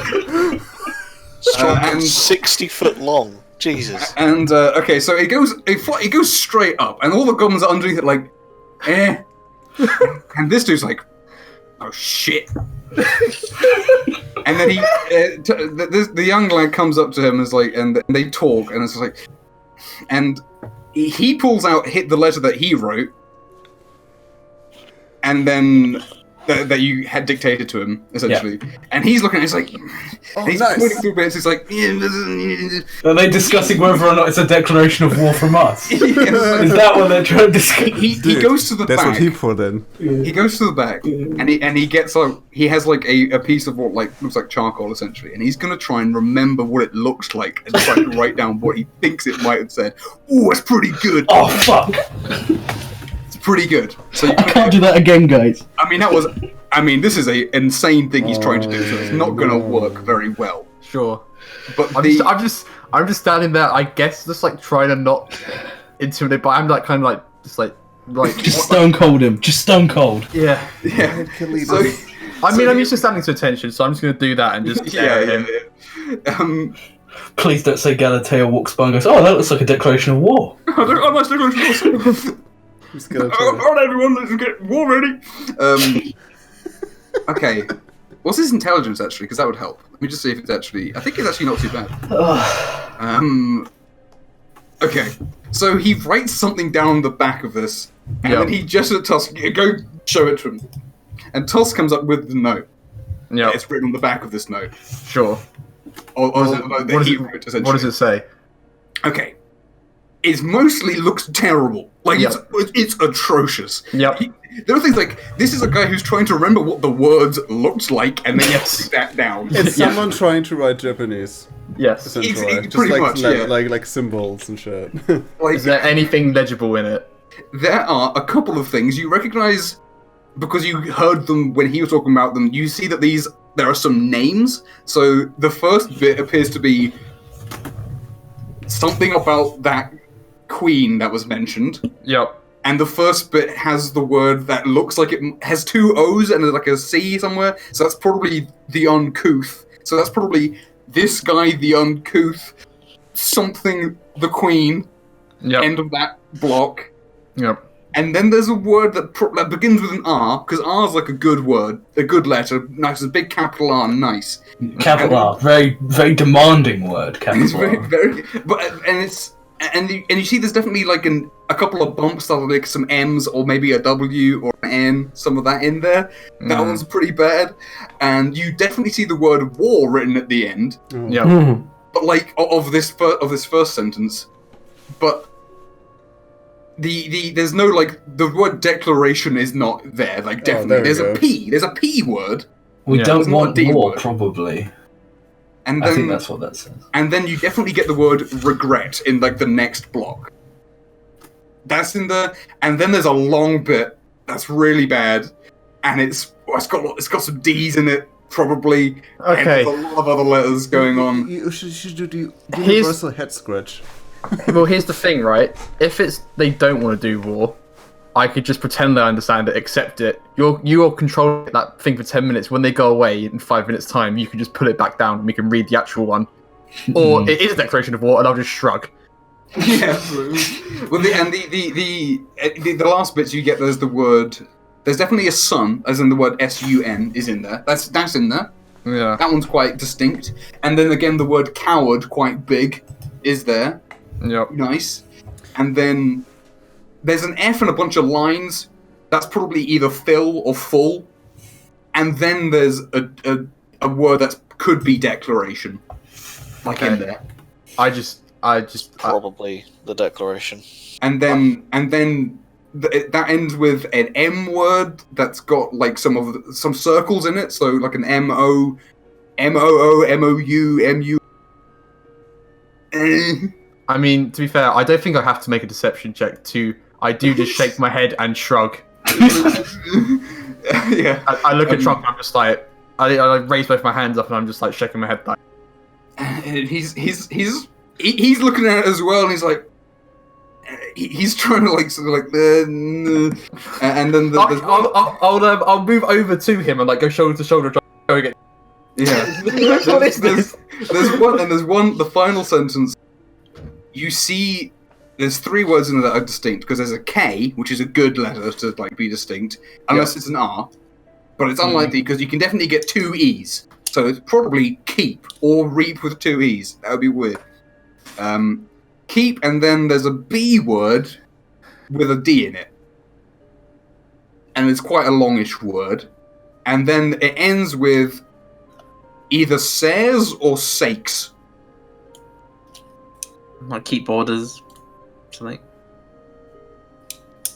That's as good as he's gonna get. That's for now.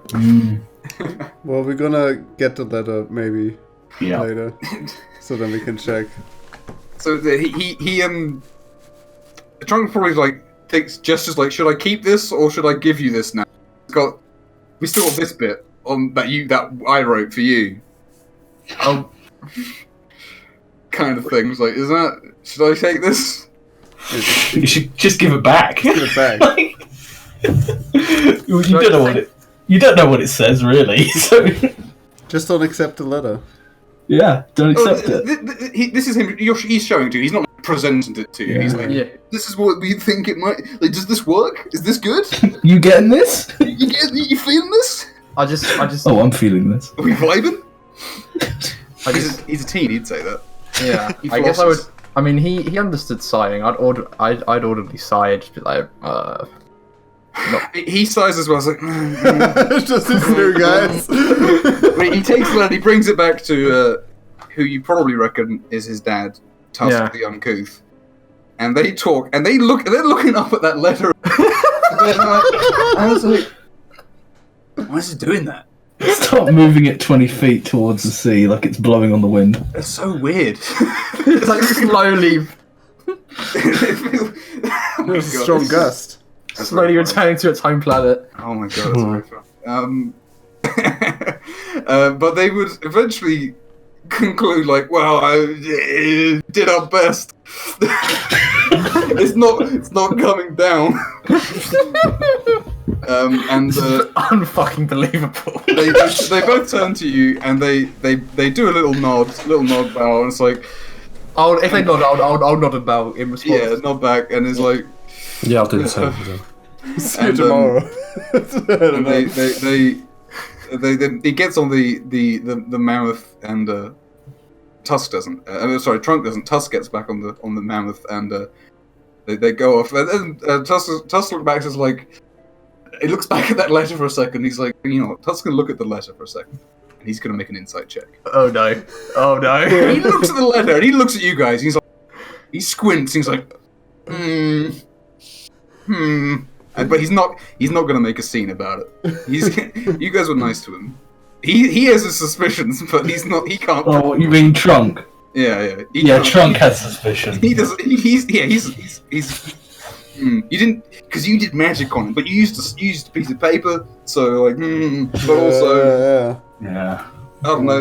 It's not the sort of magic he might have seen. I think we earned a bit of quiet from him for a day or two. That's certainly true. So they sort of walk off, and they walk down a line, because this mammoth ain't getting in that forest. As you correctly pointed out before, it's pretty weird that mammoths ain't being not a forest-dwelling creature at all. But yeah, they go down. So they go down like that. You can see them for a while, but like if you were to retrieve the piece of paper, it would not, at this distance, be noticeable. And the goblins are gone as well with their. Kalidas and Yas feel the arm around their shoulder, just putting them together. Good job! That was amazing, guys. Well, that was effective. That was very fun. I think we bought ourselves a few days.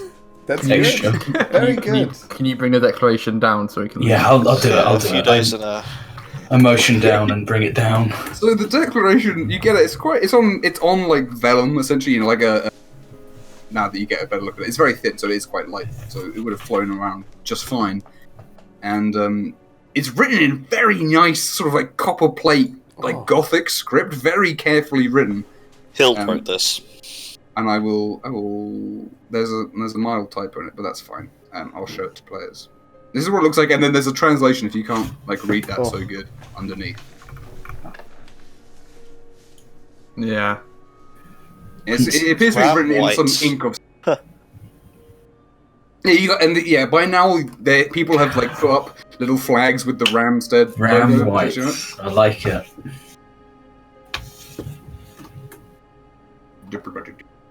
One word. Oh. Well, that was less fun than I wanted to. It's basically what he said, to be quite honest. Yeah. You already knew it, but it was going to happen anyway, so I wasn't going to say they're not good to know, so even though it does not contain any new information particularly, apart from what they called you. Okay. Anyway, that's very funny. What does the new sun refer to? The new year. Okay. Yeah, But now they're going to try and re-deliver that message again. Yeah. Do you want to keep this message or should I burn it? Oh, we'll keep it for sure. I think. I'll just give it to the count. For filing It'll purposes. get filed away. Yeah. We'll get another one, I'm sure. But You guys have a bureaucracy.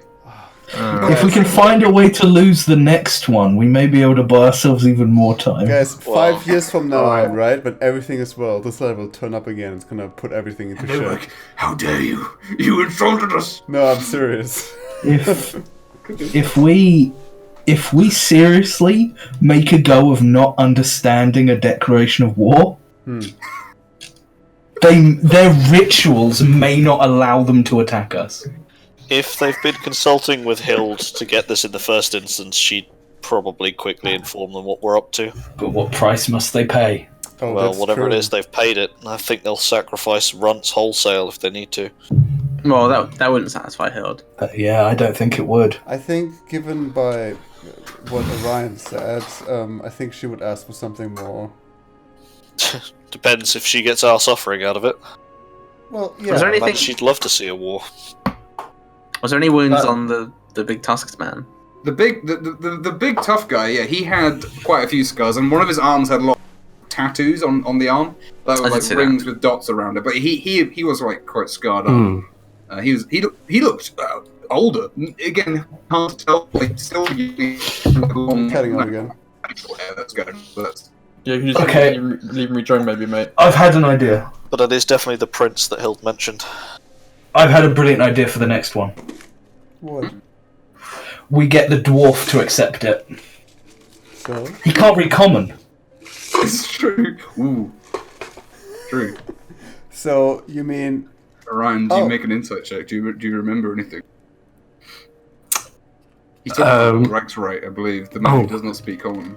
You don't have to reveal it. You don't have to reveal it, of course. It's an embarrassing secret. But...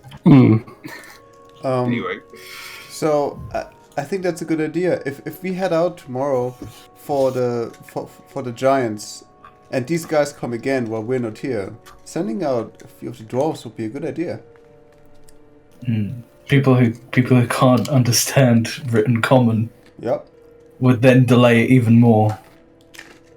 Well, as far as you know, they're not going to come back into the new year, as it were. But How scary is a mammoth? What do you mean? What's its challenge rating, or how scary is it? How, as a character, how would I know? Big motherfucking animal. I mean, mammoths are. It's really big. Are they dangerous? You're like, okay, you think if you were to just walk up and punch it, it would basically do nothing? Maybe if you punched it for a good solid minute or two, that would, like, you could crack a bone. This one looked like this one was, like, dressed up for war. It had armor and stuff. Like, so I was going to say... trained for fighting, as it were. And this is maybe opposite of what you want. I was saying maybe if we know they're coming, we can just ambush them, but I don't think that would work. I think because they have a fucking mammoth. I think regardless of how our efforts go, putting up our defenses and the aforementioned cannons, the ditch, the wood, we should work quick, just in case. Yeah. What are mammoths scared of? Definitely.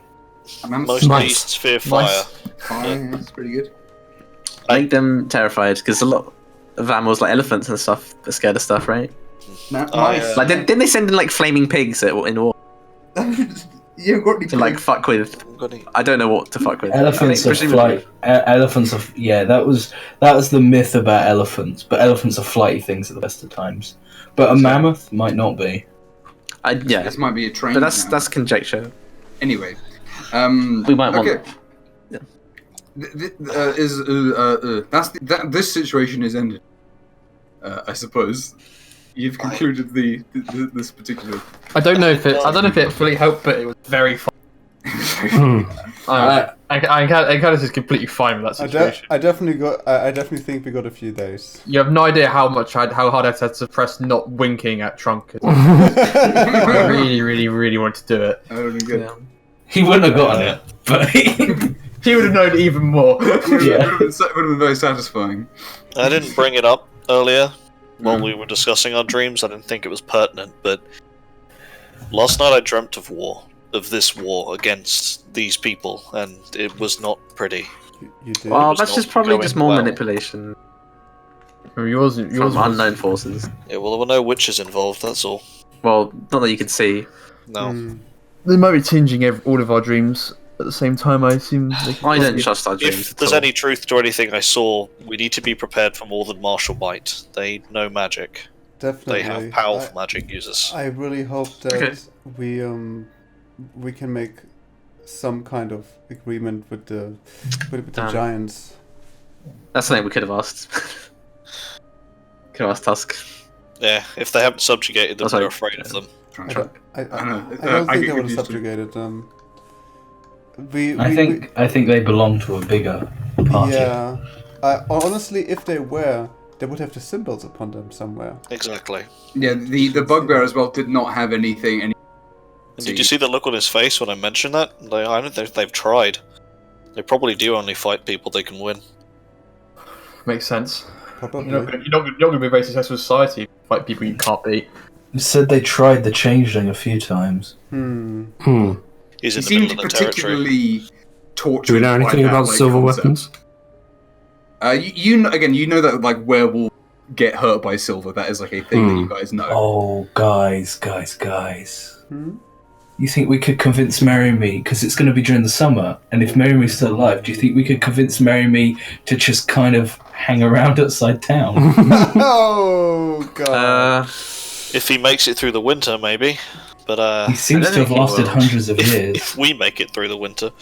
Merryme seems to have lasted hundreds of years. Yeah. Well, it's taking its toll. He's definitely.